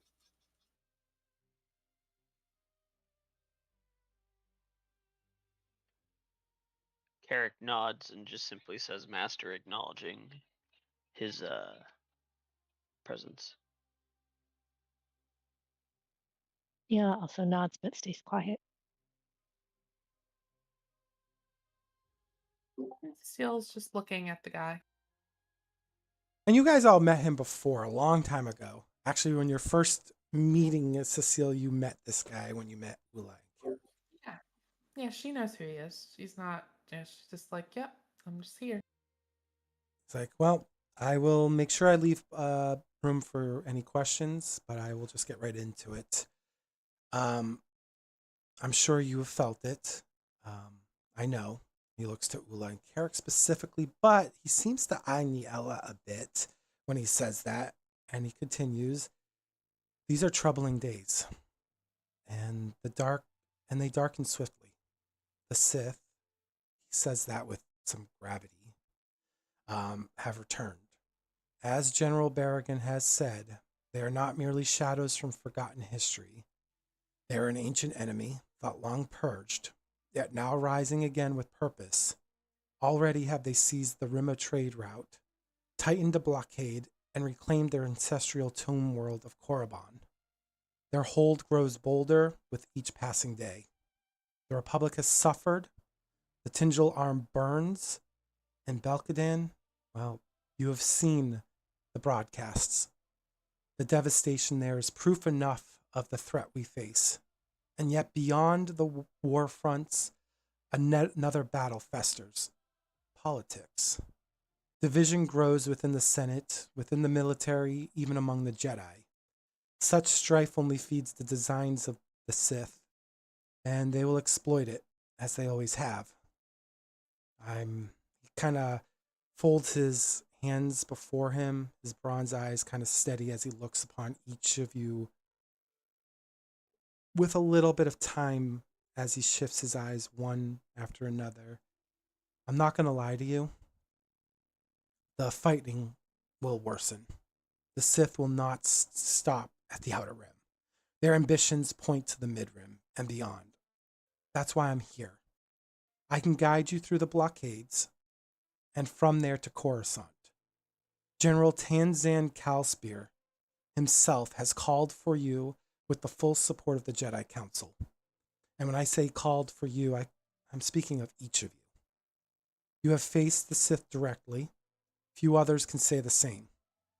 The Republic needs your strength, your testimony, and your resolve. I understand some of you may carry doubts about the Republic and even about the Jedi. That is your truth, and I will not dismiss it. But I ask you to see clearly. If the Sith gain control of the galaxy, what awaits us will be far worse than discord in the Senate. The dark side serves only its own hunger, its own designs. If it spreads unchecked, all else will be consumed. His voice kind of softens here, but the weight of his words linger, almost like stone. So I ask you, not as a master of the order, but as a servant of the Force. Lend your strength in what is to come. For if we falter, the galaxy itself may fall. He kind of falls silent there for a moment. He knows he just dropped a lot on you. But in the same regards, he also knows you understand more than others in your situation would. You've been through a lot. You've been through Belkadan.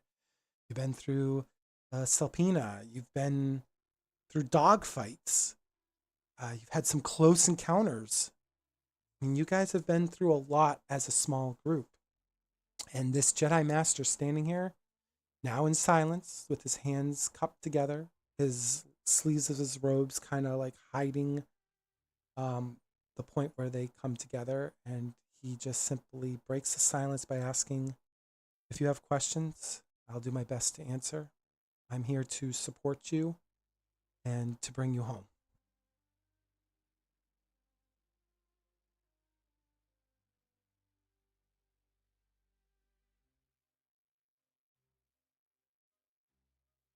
Oola, normally the talkative one around him, um, just stood there with her eyes wider open for a moment, thinking of the information that he just dropped on them.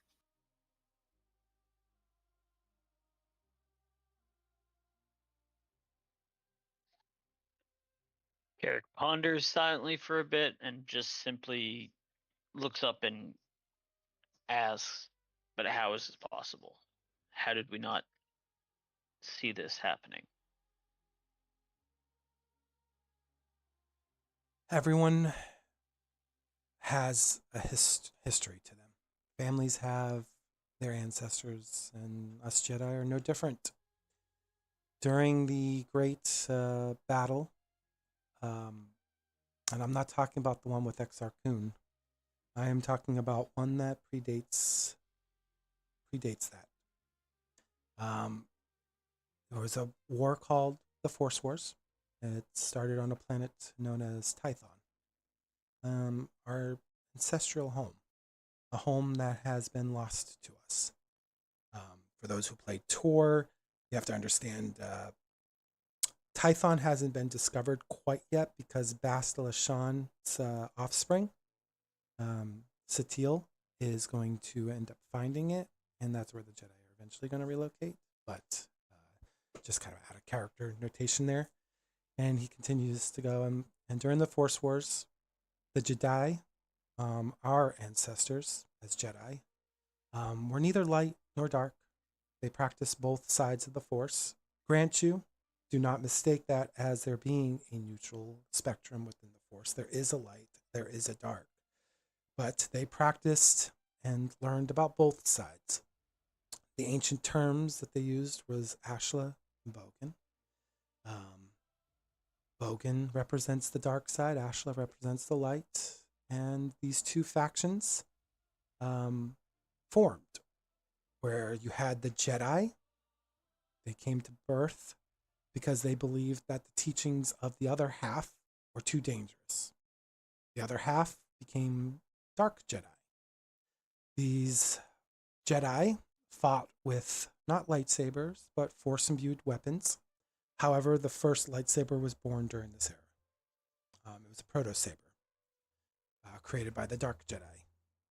This battle commenced for quite some time, but eventually the light side won and drove off these Dark Jedi by exiling them in sleeper ships, because hyperspace was still fairly a new technology, thinking that these exiles wouldn't survive long, but they still gave them a chance for survival. Were all but thought gone, extinct, deceased. But these exiles found themselves a new home. They found themselves on Korriban. Here on Korriban, they met a species named, subtly and appropriately, the Sith. And thus, the Sith were born. These exiles taught the Sith the teachings of the Force. And from those teachings, well, the Sith were reborn, remade shape. There was a battle that commenced afterwards, centuries afterwards. There was an individual named Nagasadao. He entered known space again from Korriban, erupted a war against the Republic and the Jedi, but ultimately lost. And from his loss, one of his apprentices, Freedon Nad, tried to reclaim what his master had and failed. Republic succeeded again. Jedi did as well. And the Sith were all but thought gone because the Republic and the Jedi pushed against the Sith so hard that any trace of the Sith that we are now faced with had thought been gone, eradicated, erased from existence in history. That was our mistake. That was the Jedi's mistake. I'm not going to blame the Republic, but mistake falls on both. Regardless of what Zira Barrigan has said, the Republic knows its own histories. The Jedi, it's our mistake because we didn't prepare our students, we didn't prepare our knights for the possibility that they still existed. With their exile, with their extinction, they must have fled to the unknown regions. And there they must have established some sort of place where they could build up, rearm, bolster their numbers. We were caught unaware. And, well, here we are. They found themselves back in known space, invading places that we thought were not, I'll just be honest, not worthy of our time to look toward. Now, again, our mistake, our ignorance, our folly. Council, obviously, is not going to speak much about this, but Oola, Carek, you know me. I've never withheld much from you two.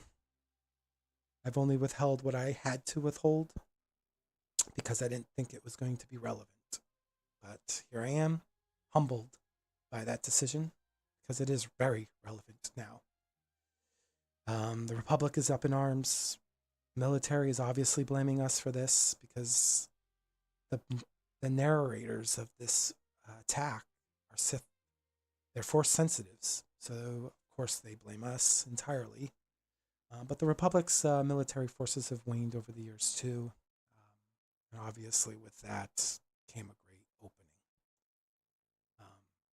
I don't have much more to say about that. There's obviously, I could go into a lot of the historical context of it, but that would be irrelevant at this moment, considering how pressed of time we are.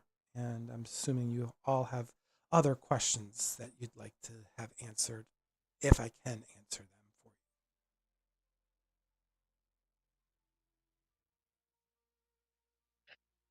you. As the master is talking and calling on their strength, Ni-Ella feels a familiar weight kind of fall upon her because for years now she's had a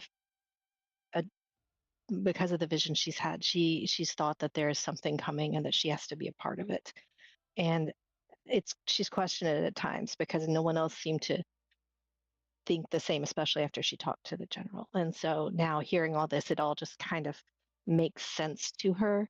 And there's not even a question in her mind that she wouldn't be a part of this. So that's kind of just written on her face a bit. But what she says is she asked if the Master Jedi, if she thinks he's familiar with her race and like what visions they can have, and she says, I know we don't have a lot of time, but I wanted to share something that I saw on our way here because I'm afraid something's going to happen soon on another world that's not the Sith. And I don't know if we can, but I'm hoping we can maybe prevent it from happening. And she shares the vision she had on the ship. He gives you a moment. He looks to Oola and Carek, looks to Suseel and HX, and he goes, "This force is strong with you, Ni-Ella. That much is clear. If it's guiding you with visions of the future or present, you have to be mindful of those. You have to keep in mind that the future is always in motion, that it can change, but visions should not also be ignored. They should not be dismissed. Obviously, your people's connection to the Force is a strong one. Many years we've actually have had a few Itachi students amongst our ranks. In fact, I'm surprised we overlooked you if you're getting these clear visions. The only thing I can advise you on is this world that you describe is concerning to me. Because there are rumors that there is a great deal of unrest occurring within the Midrim. As I said earlier, political unrest is happening within the Senate, but that is also happening on a planetary scale too. Corellia has a lot of its industrial sectors quarreling over manufacturing costs in a time when the Republic needs them most. Alderaan, their houses are also in dispute. Apparently, their royal family. Their leader, the leader of the houses, has fallen ill. There's a lot of questions about leadership there. Who's going to take over? Is it going to be Organa? Is it going to be Olgo? From what I heard, the Organas are the favorable choice, but House Olgo is certainly contesting that. And that planet certainly fits your description. I can't think of any other world that fits that description that's having abnormal unrest. I mean, these planets have not been attacked by the Sith yet. The Republic has managed to hold its line a bit. The blockade certainly isn't helping the Republic's supply lines to the Outer Rim, but so they've centered their forces towards the center. The only other planet that it could be is one that's not really been invested in a bit, a planet called Naboo. But that's mostly swamplands, and while it has some mountains, it doesn't have necessarily snow-capped mountains. But those are the 3 planets I can think of on the top of my head, with Corellia being on the bottom of that list, and Naboo, just because, again, Naboo's not really well invested in, and Corellia, while it has grasslands and a few mountain chains in the northern portion of its planet, it doesn't really have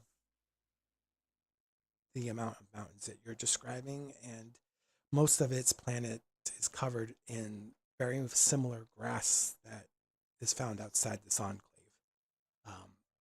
So, looking into this and talking to you, I think your vision might be taking you to the planet of Alderaan.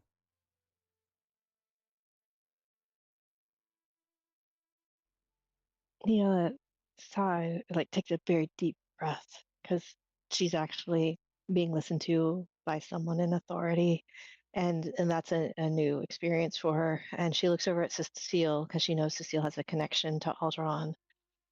And then in the back to the Master Jedi, and it says, "Thank you. That helps. That really helps. And maybe when we have more time, I have something else I'd like to discuss with you." Of course. And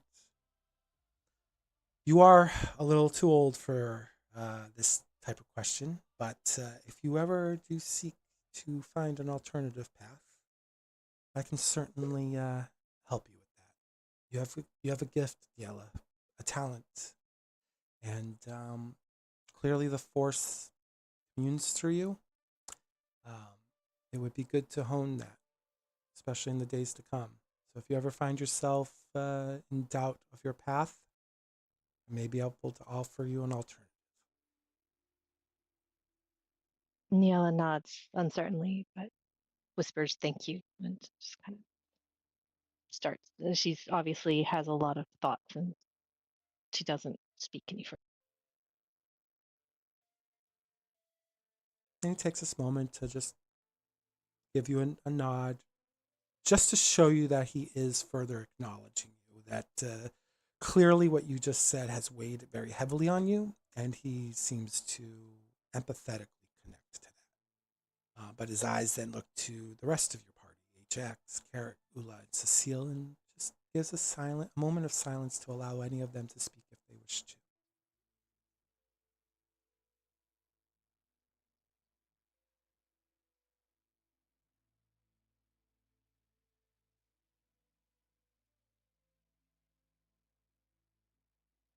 Ula just stands there quietly. She's still she's still taking it all in.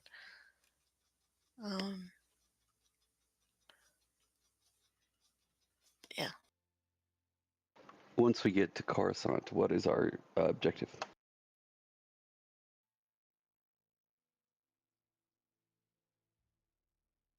Just gotta get that name again for you, sorry.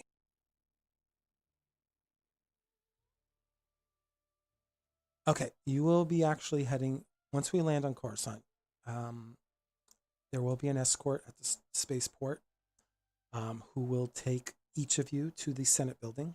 There you are to meet with the general. Tenzan, and you will also be meeting with a member of the Jedi Council. And they will be discussing with you a unique operation that's suitable for your small team. We will also be providing you a new ship that is sponsored specifically by the Republic because, let's be honest, your vessel is not equipped enough to defend you. I think you've lucked out in some of your encounters, from what I can tell by your weary faces. But once you're there, they will provide you details with the mission. I know a little bit. I know that they need Suseel in an ambassadory role.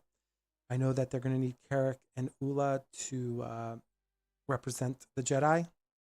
So, in fact, you may be taking some lessons from Miss Kesvir here about diplomatic discussions. Ni-Ella, HX, your support to the party is invaluable. I mean, your computer skills, HX, I've read the reports in the past. I mean, this group needs that. And Ni-Ella, you being a doctor, a medical professional, but also can't ignore the fact that you're connected to the Force. You become integral to the health of this group. So I think that's probably why the plan has been established that we try to keep you all together. You know how to work together. And throwing you into a new group now in the midst of chaos doesn't spell anything good for any of us.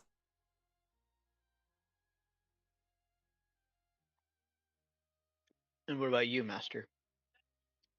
Where will you go? I have to go to the front lines. I have to support the soldiers. The Republic, even though it looks poorly upon us right now, needs us.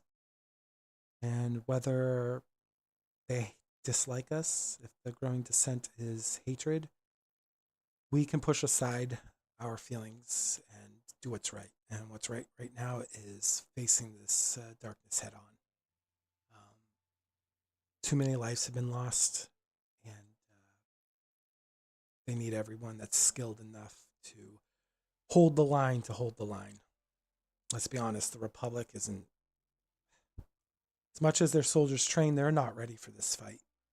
And as much as the Jedi have training, we are not either. That's just the honest truth. This is a fight that's going to take every single one of us doing our part.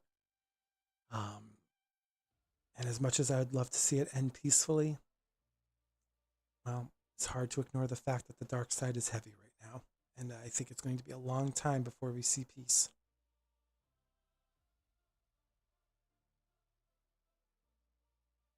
Oola looks over to Carek and then back at their master and just lets out a sigh. No words unspoken are never spoken. Oola, you know that. If you have something on your mind, speak it now.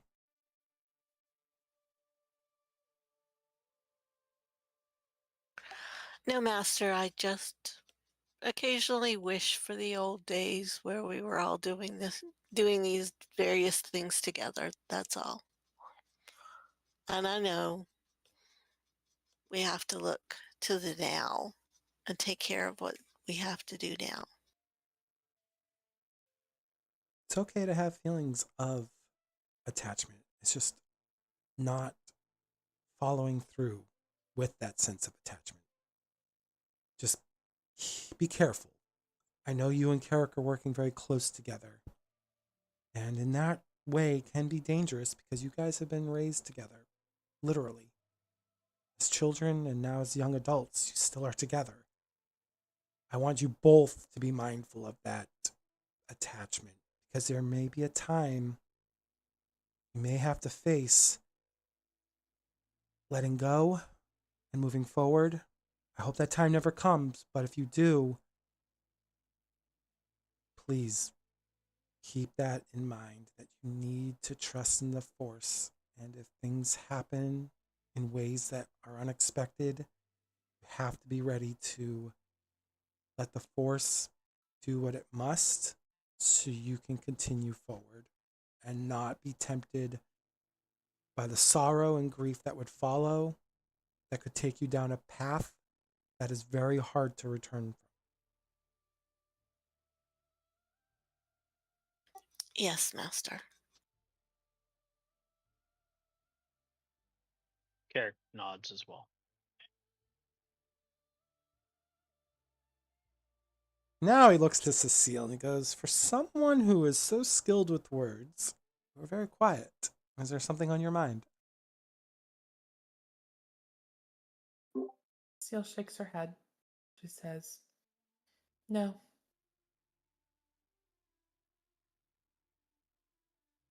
I know that we need to get going here, but Suseel, you and I haven't talked much in the past, but I know you've had it rough. I know with the general literally holding a figurative leash on you, and then, well, you know what happened before. I just want you to know that I have no intentions of doing that.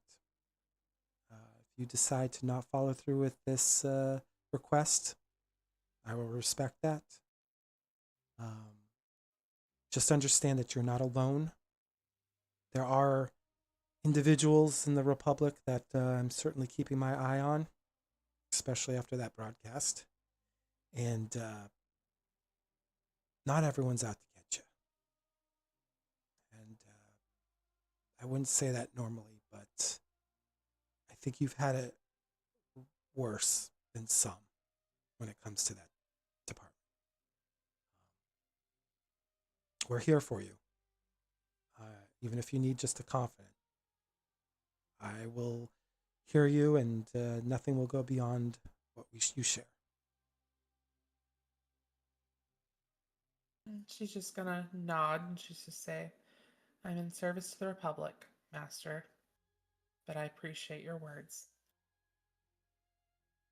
He nods to you, but it's like one of those nods of like he understands what you're saying, but is respectful enough not to push it because he also understands duty. And even if he doesn't agree with some of the things his betters make decisions on, it's still his duty. So he understands. He gives you a silent nod.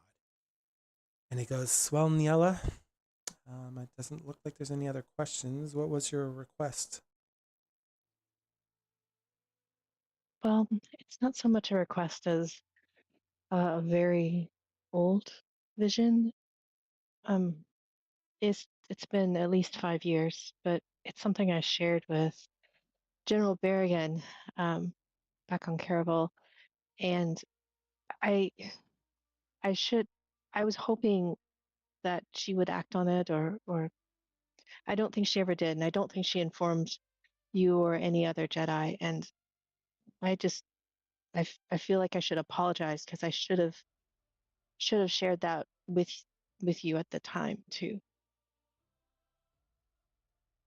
He actually gives you a smile in this moment. It's like one of those reassuring smiles, and he just says, "What a burden to carry, Ni-Ella. That guilt must have been heavy for you these last 5 years, and I am sorry that you have had to deal with that. Um, Anything that you said to the general, especially if it's about visions, knowing her the way I know her, she probably brushed it off as some hokey religion related thing to us Jedi.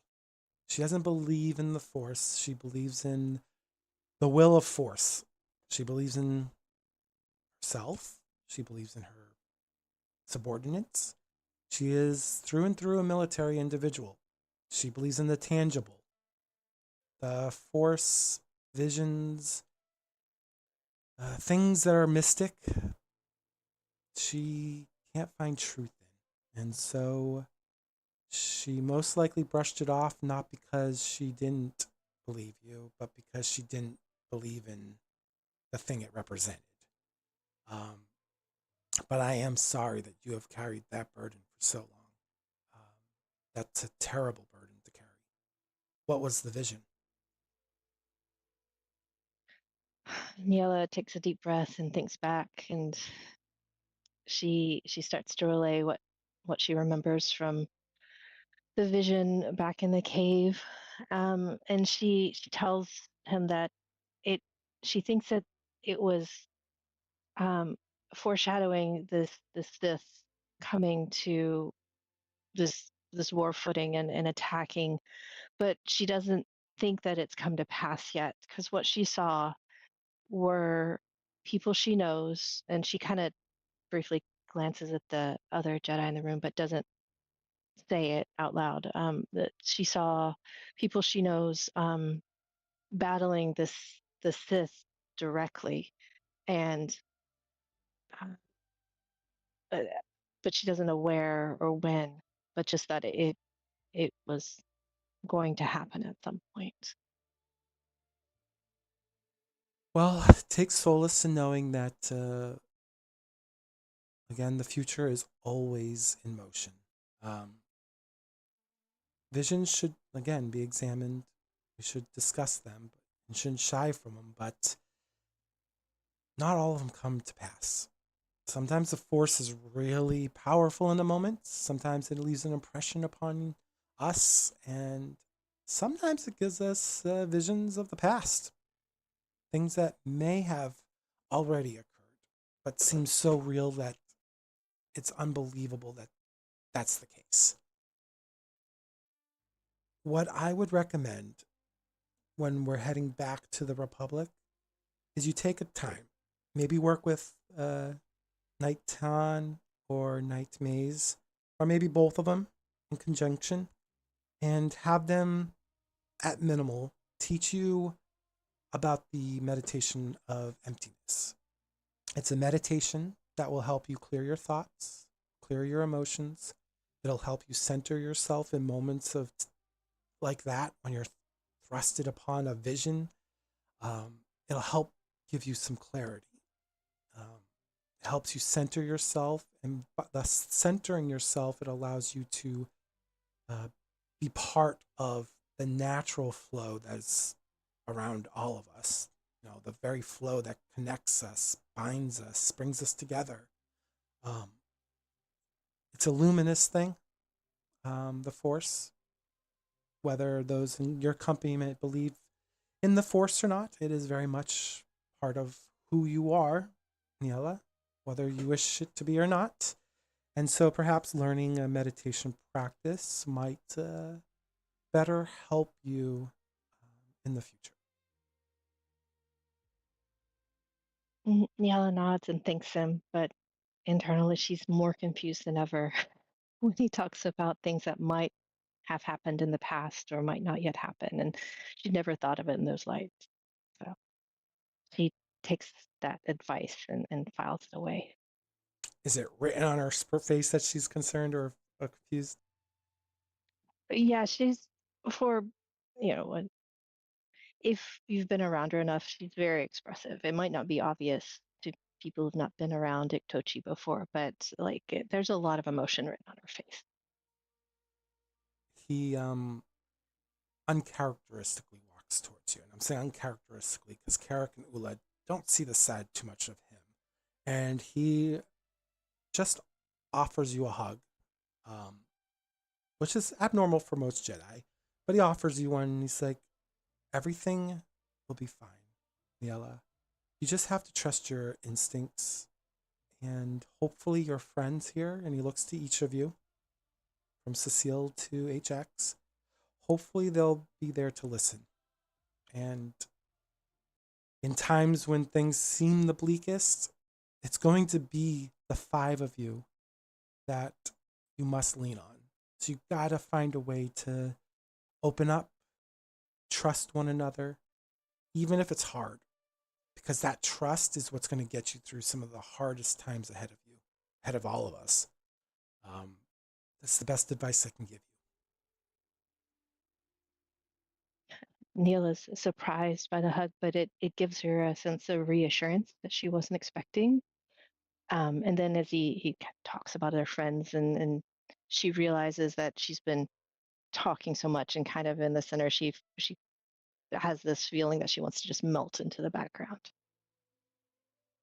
Oh yeah, I'm not even gonna have people roll. If people, because you're so honest and open, if people can see in this moment that there's been a lot on your mind over these last missions that they've been with you, that you've kept pretty much to yourself, and in this moment where you can present it to somebody that can understand, it's very clear that you've been holding this all in, and it's been bothering you for a lot longer than just Belkadan.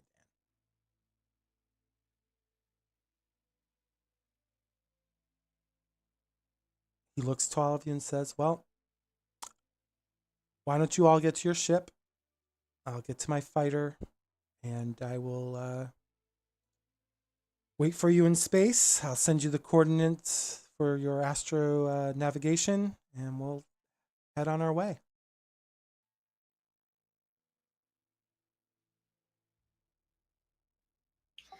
Oola rubs her hands together a little bit, glad to be getting back towards the ship at the cockpit. Get on the way, though she really wanted to check out some of the ruins herself.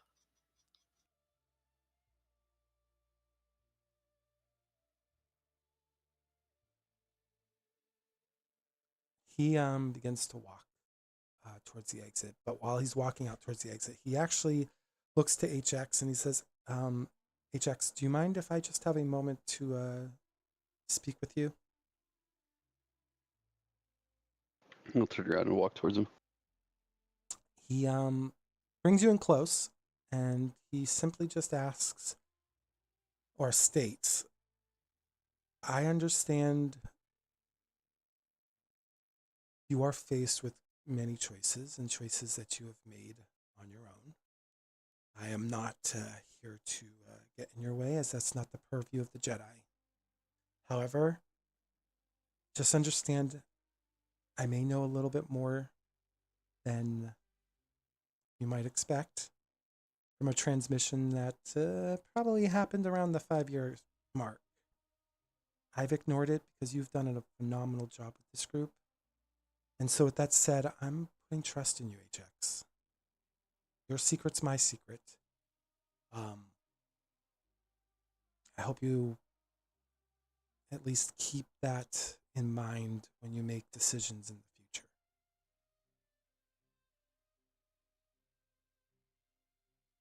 So loudly as I possibly can, be like, so you don't want me to space the crew?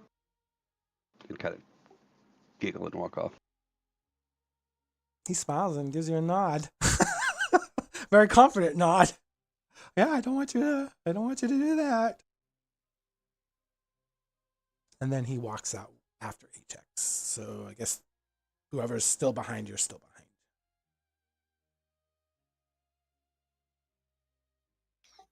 behind. Oola just starts chuckling, hearing the exclamation of HK or HX. Sorry, I'm going to bind you to the and seat. shaking her head.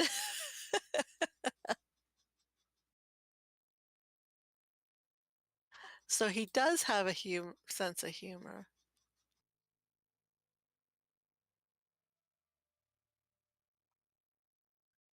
Carek will exit as well and make his way back towards the ship with the group.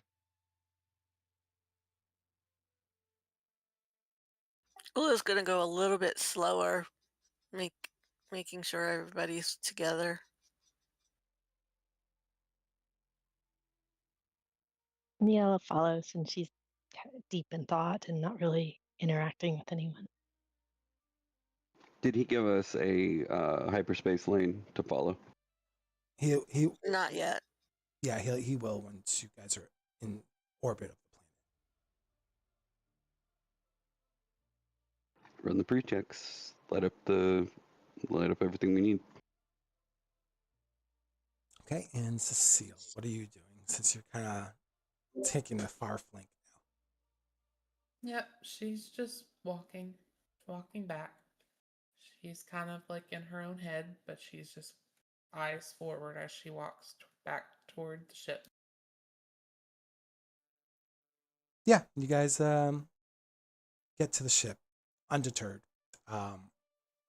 You're kind of all in the lounge at the moment. I'm assuming Oola and HX are going to go to the front. Correct. Yes. And you all hear over your comms, you hear the Jedi Master saying, I'm lifting off. I'm proceeding to the orbit over the planet. Please send me a comms when you're in orbit, and I will transmit the astrogation information so we can hyperspace to the designated location. We'll just play Roger that, Master, and get everything fired up, ready to go.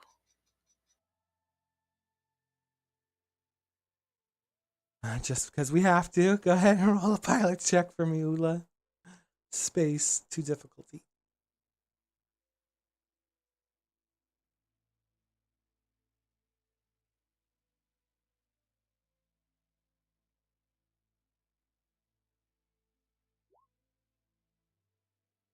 Your freighter gets into orbit very easily, and a few moments later, a transmission comes across HX's console.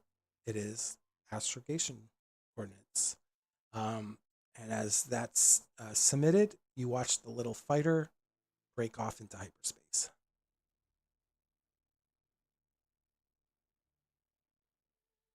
Oola looks over at HX and it's like, let me know when you have that in. Her finger hovering over the You don't have to ask. hyperspace. You can see it on the systems. Oh, okay.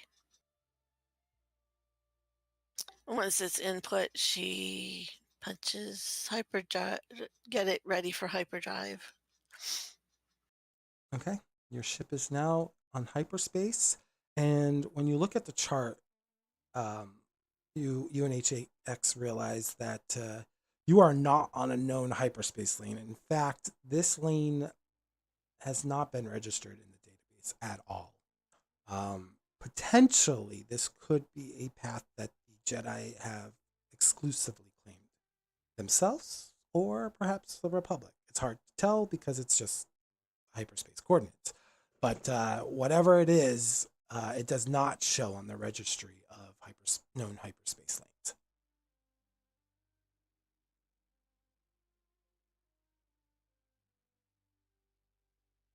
And with that, you guys now just have an open moment here. And if there is, once you're done this open moment, then we will actually conclude tonight. Suseel's going to look at her data pad now and look at that message that she had received previously from that general.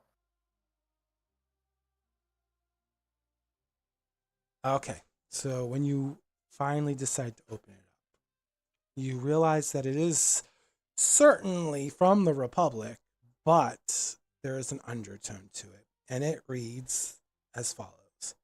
Ambassador Kesvir, we have never met before, but I look forward to meeting you. I have a request of you, not because there's a lack of trust or a lack of faith, but because I know your history. I need you to go to Alderaan.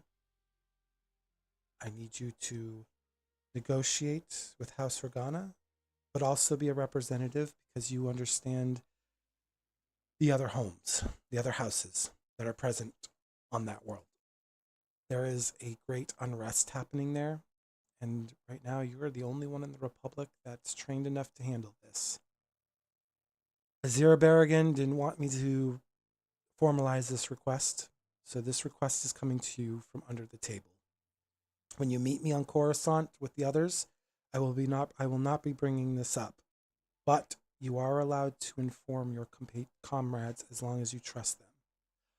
Once we meet on Coruscant, I will be handing you a communications chip.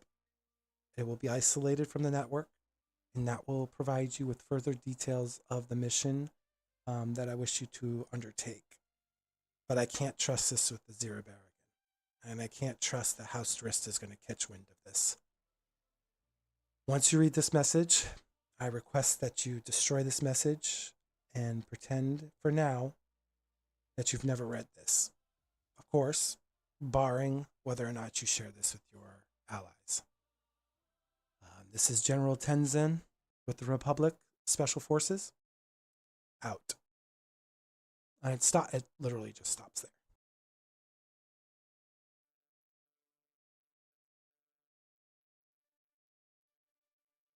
Teal's going to kind of be sitting there with the message in front of her.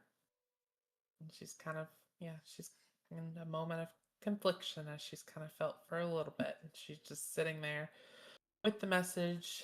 She hasn't deleted it or anything. It's still on her data pad, but she's just sitting there for now. All right.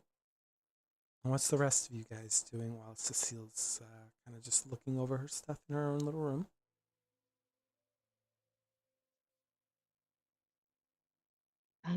Ni-Ella's going to head to her room knowing that she needs to get some real sleep now.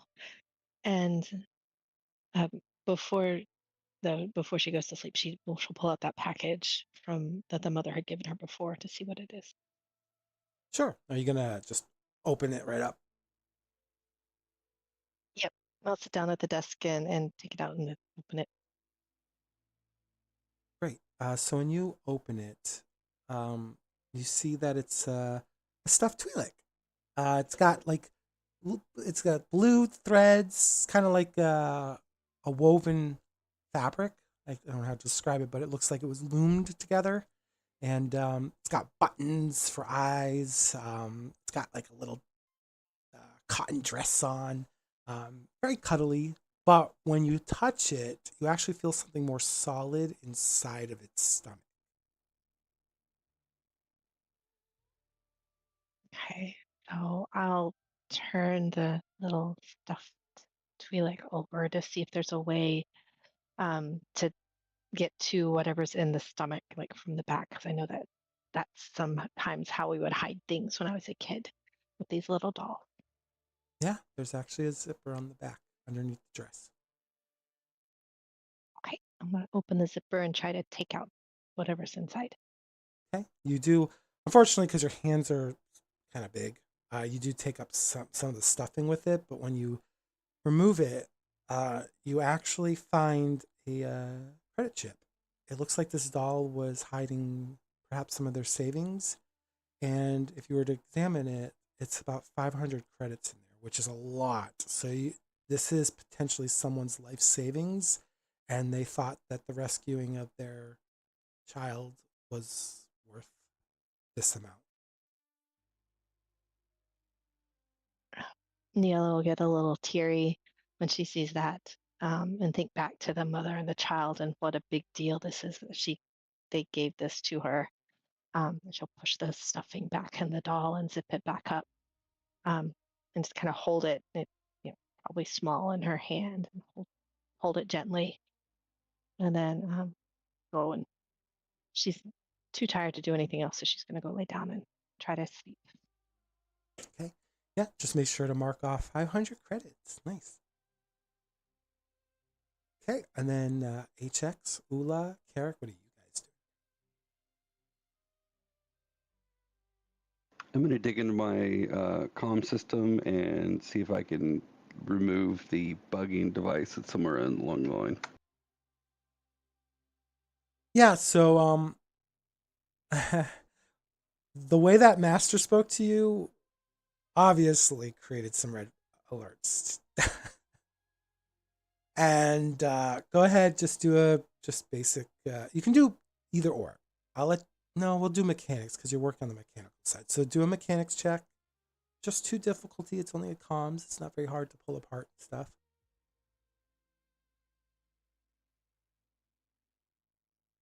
And from Outer Rim, taking my advantage. Mechanics, correct? Yes, mechanics. Yep. Nice.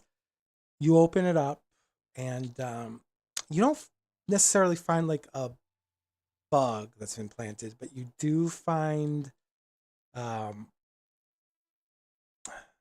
it's like it doesn't necessarily directly listen in on every comms.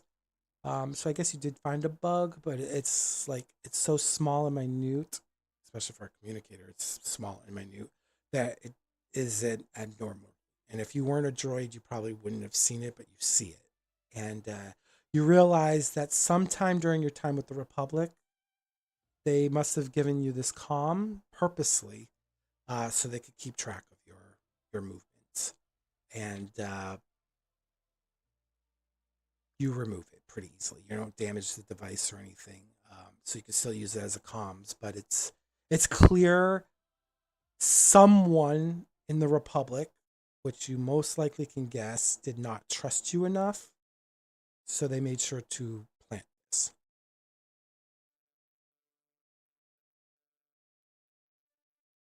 Okay, I'm gonna try to reach back out. Is that weird single still going on? Nope, no more.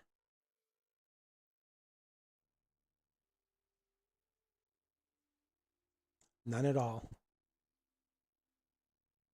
Yeah, I'll allow the people to know what's going on. That I'll be local, and if they need contact, let me know. Yeah, when you inform everyone, it said in that moment too, Suseel might actually have a recognition of hearing static for a moment as well. When she made a comms. Yeah, Cecile's going to let HX know that her comms have also been potentially. There's been a potential interference on her side too. I'll link through, see if I can still hear it. You can hear it from hers. If you're connecting to hers, you can hear it. I'll go undo the bug and see when it's almost in the same exact place as mine. Yeah, and with that, you're only gonna have one purple with that because you've already done it before, and you know what you're looking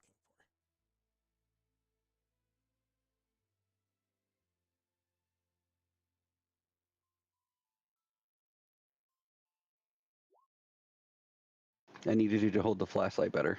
for. Cecile, he works on it.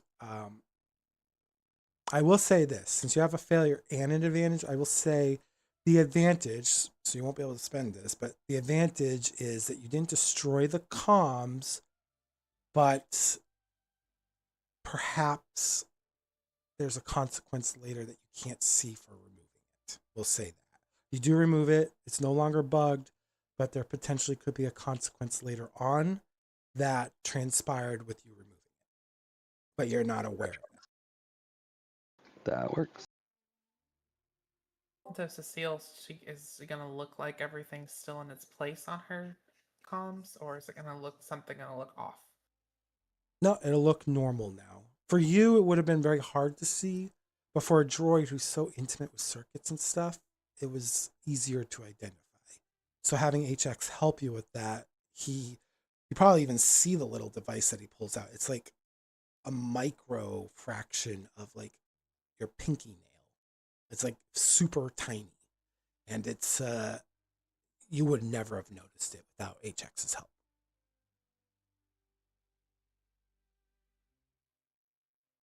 And I'm guessing this, but I'm guessing based on HX having it and me having it, that there's would HX be able to find out or basically be able to tell, okay, these are the same type of bug on each one then?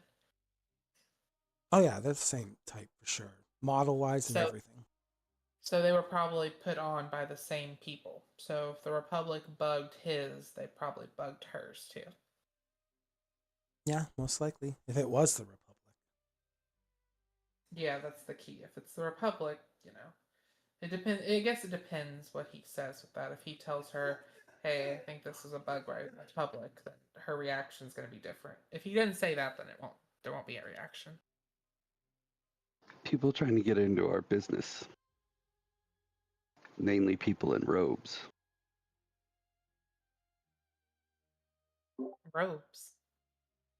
And lightsabers. You think the Jedi did this? I know the Jedi did this. Well, that's not. She just shakes her head and she says, "Just enough. I'm just enough.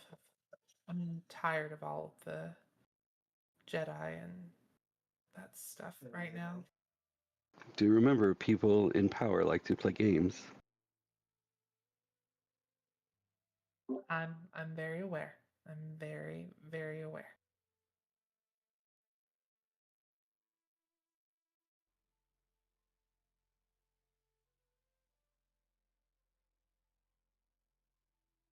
All right. And Oola, Carek, you guys gonna do anything? Karek's gonna head to his quarters, and then actually work on a voice recording that he will send over to his master's starship with a couple questions. One being why he couldn't sense or feel that his master was on the planet when Oola could, and then the second one being why he felt so conflicted while on the planet. Yeah, I mean, his fighter is actually in the same corridor of hyperspace as you. So when you send them, he responds immediately. And the first question is, he says, "Well, Dantooine, my young friend, is a mirror. It reflects back to us our greatest fears, but also our greatest strengths. And the question you should ask is for yourself: what is it that's bothering you the most lately? Maybe perhaps that very thing is the same reason why you couldn't sense me on the planet. There's something still that you're struggling with, and you have to figure that out. Whether you have to ask yourself the tough questions, or perhaps discover them with your friends. But something is blocking you enough to give you hesitation."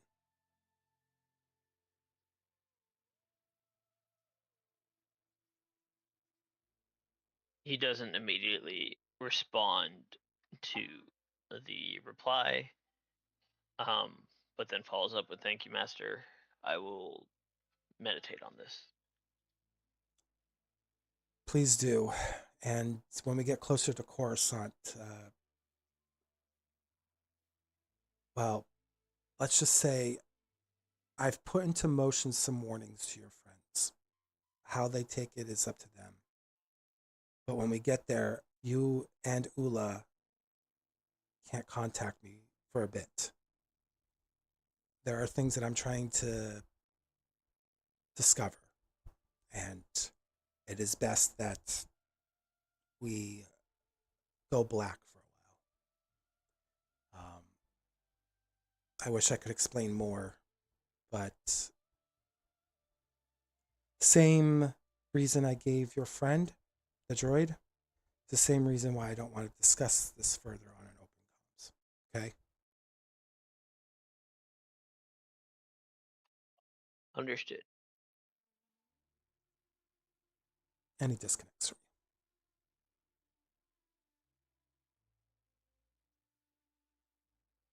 Carrick stays in his quarters for the next while and meditates on what he discussed. you. And then Oola, what are you gonna do? She's just sitting in the cockpit, probably meditating, waiting for some time to pass. No, it's gonna be a long while. That's why we're ending tonight probably on time, because it's you're gonna be in hyperspace for a while. You're going from the outer rim to like the core world. Can I ask one thing? With now, I guess there's confirmation of this general who now is, sent her that message. They're real and they do serve the Republic. Would she have any idea of like their relation to General Berrigan?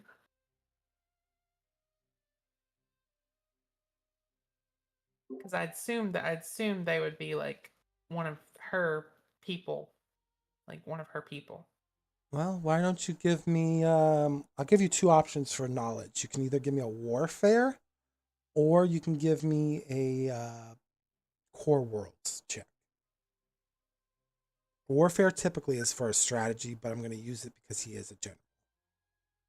Okay, well, I'm probably not going to use warfare because I don't even see. Oh, yeah, I do sound. I'm going to use core worlds. What difficulty? For this general, 2. Mm-hmm. Okay, 2. And let me see. I'm going to use a light side because Might as well. might as well. Okay, light side, 2 difficulty, and we're doing core worlds. Okay. Ha! Okay, I'll say you don't know him intimately with the failures, but with the advantage, I will say it is known that he is one of the few, very few generals that has enough leverage that he can be boisterous enough against General Azera Berrigan. He does not believe in a lot of her political stances. Um, he has in the past gone on the Galactic News Network and has praised the Jedi working in harmony with the Republic, usually very in opposition with the general, the other general. And he does seem to be more focused on the welfare of the Republic than politics. He is known as the champion of Coruscant because he literally goes out of his way to help the common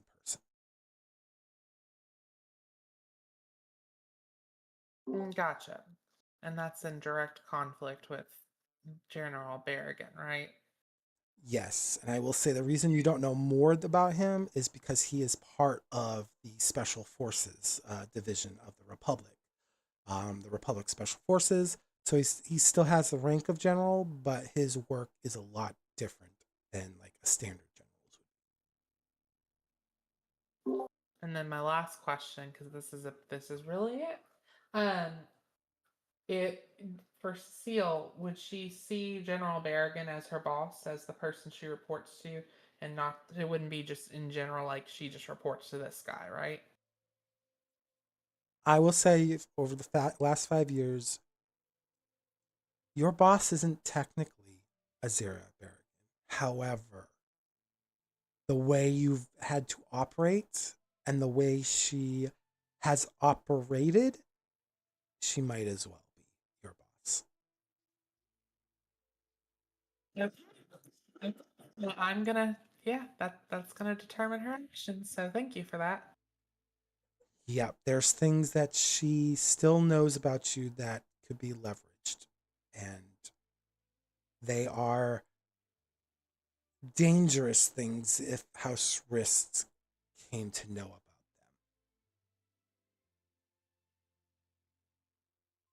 them. Hence why, on the surface, no, she is not your boss. But behind the scenes, she is your boss.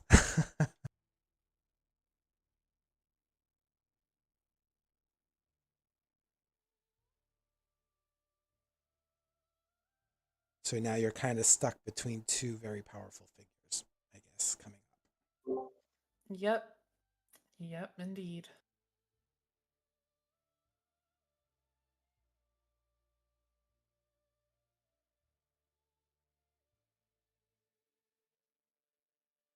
Well, on your long trip, we will say that you all rest up well. You'll all be issued 15 XP for tonight. It was a very good session. I will also um, award you all an additional 200 credits, and this is more because of RP. I think you guys did a really good job with your roleplay moments, and so I'm giving you a bonus to all of this. We will say that you found 200 credits kind of hidden within that freighter that you stole on Belkadine. So whoever wants to hold that, you can. I don't even know if you guys have a party pool set up yet, or you're all individually holding your own credits right now. But you did find 200 additional credits. We have a sheet for that.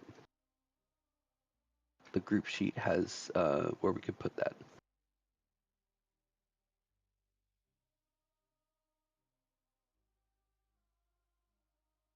Are you talking about the dice roll sheet, or? On under, if you go to group sheet, the third over, and then you go down just a little bit, it says group details. Oh, shared resources. I see it. Group credits, petty cash, savings, expenses.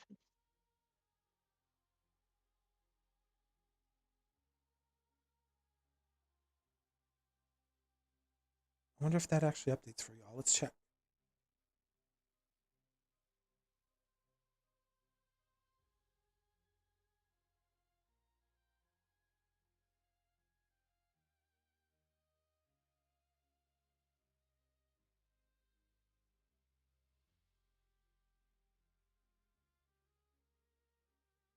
I don't think I can edit the group credits. I can edit the other fields. It pops up new stuff.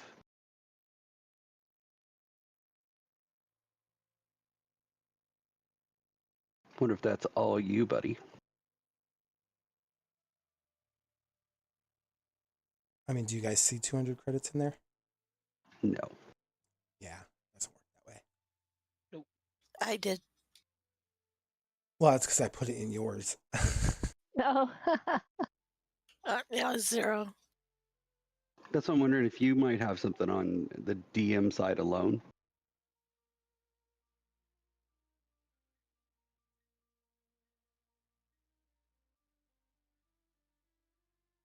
But this is minutia. We could totally close the session.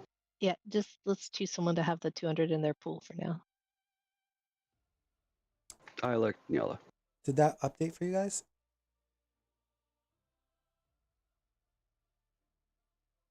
Nope. Okay. Mm-mm. No. That's okay. Yeah. So one thing you guys want to discuss, I guess, over the next couple weeks is if you guys want to have someone manage your party credits, because then that person will have to be responsible for keeping track of that every session, or keep them separate. That'll be a discussion for you all to decide. If you want to keep them separate, you keep them separate. If one person wants to keep them separate, then maybe the four of you pool it together. If three of you want to, it's fine. Whatever you guys decide, we'll go with that. I'm with Lies on letting Ni-Ella hold the credits for us. I would suggest buying some sort of medical supplies for the group with that. Yeah, well, I have these 200 credits, the 500 I just found in the stuffed animal, and then another 500 from the medical supplies on the planet. So we're growing amount of cash for the group. We're rich. Well, Niella's the only one who knows about the one she just found, that stuffed animal. So That's Yeah, true. this is true, but she's just gonna spend it on med supplies, so. The cartel credits. Yeah, I didn't tell you where the mom and child were from. That could be anything. This is cartel money. Hey, money is money. You say that now. Well then, thank you guys. Is there anything else you would like to do before we wrap up tonight? Nope. Thank you guys for starting early, because I got the stuff to do and pick up the wife and stuff. I appreciate y'all. Yep. Happy Thanksgiving to you. Thanks. If anyone happens to be watching, he's from Canada. They celebrate earlier. All right. fraudulent Thanksgiving. Hey, I believe we fact checked this, and ours actually happened first. Yeah, well, fraudulent. But have a great Thanksgiving, and thanks for the stream. Yes. Okay. Bye.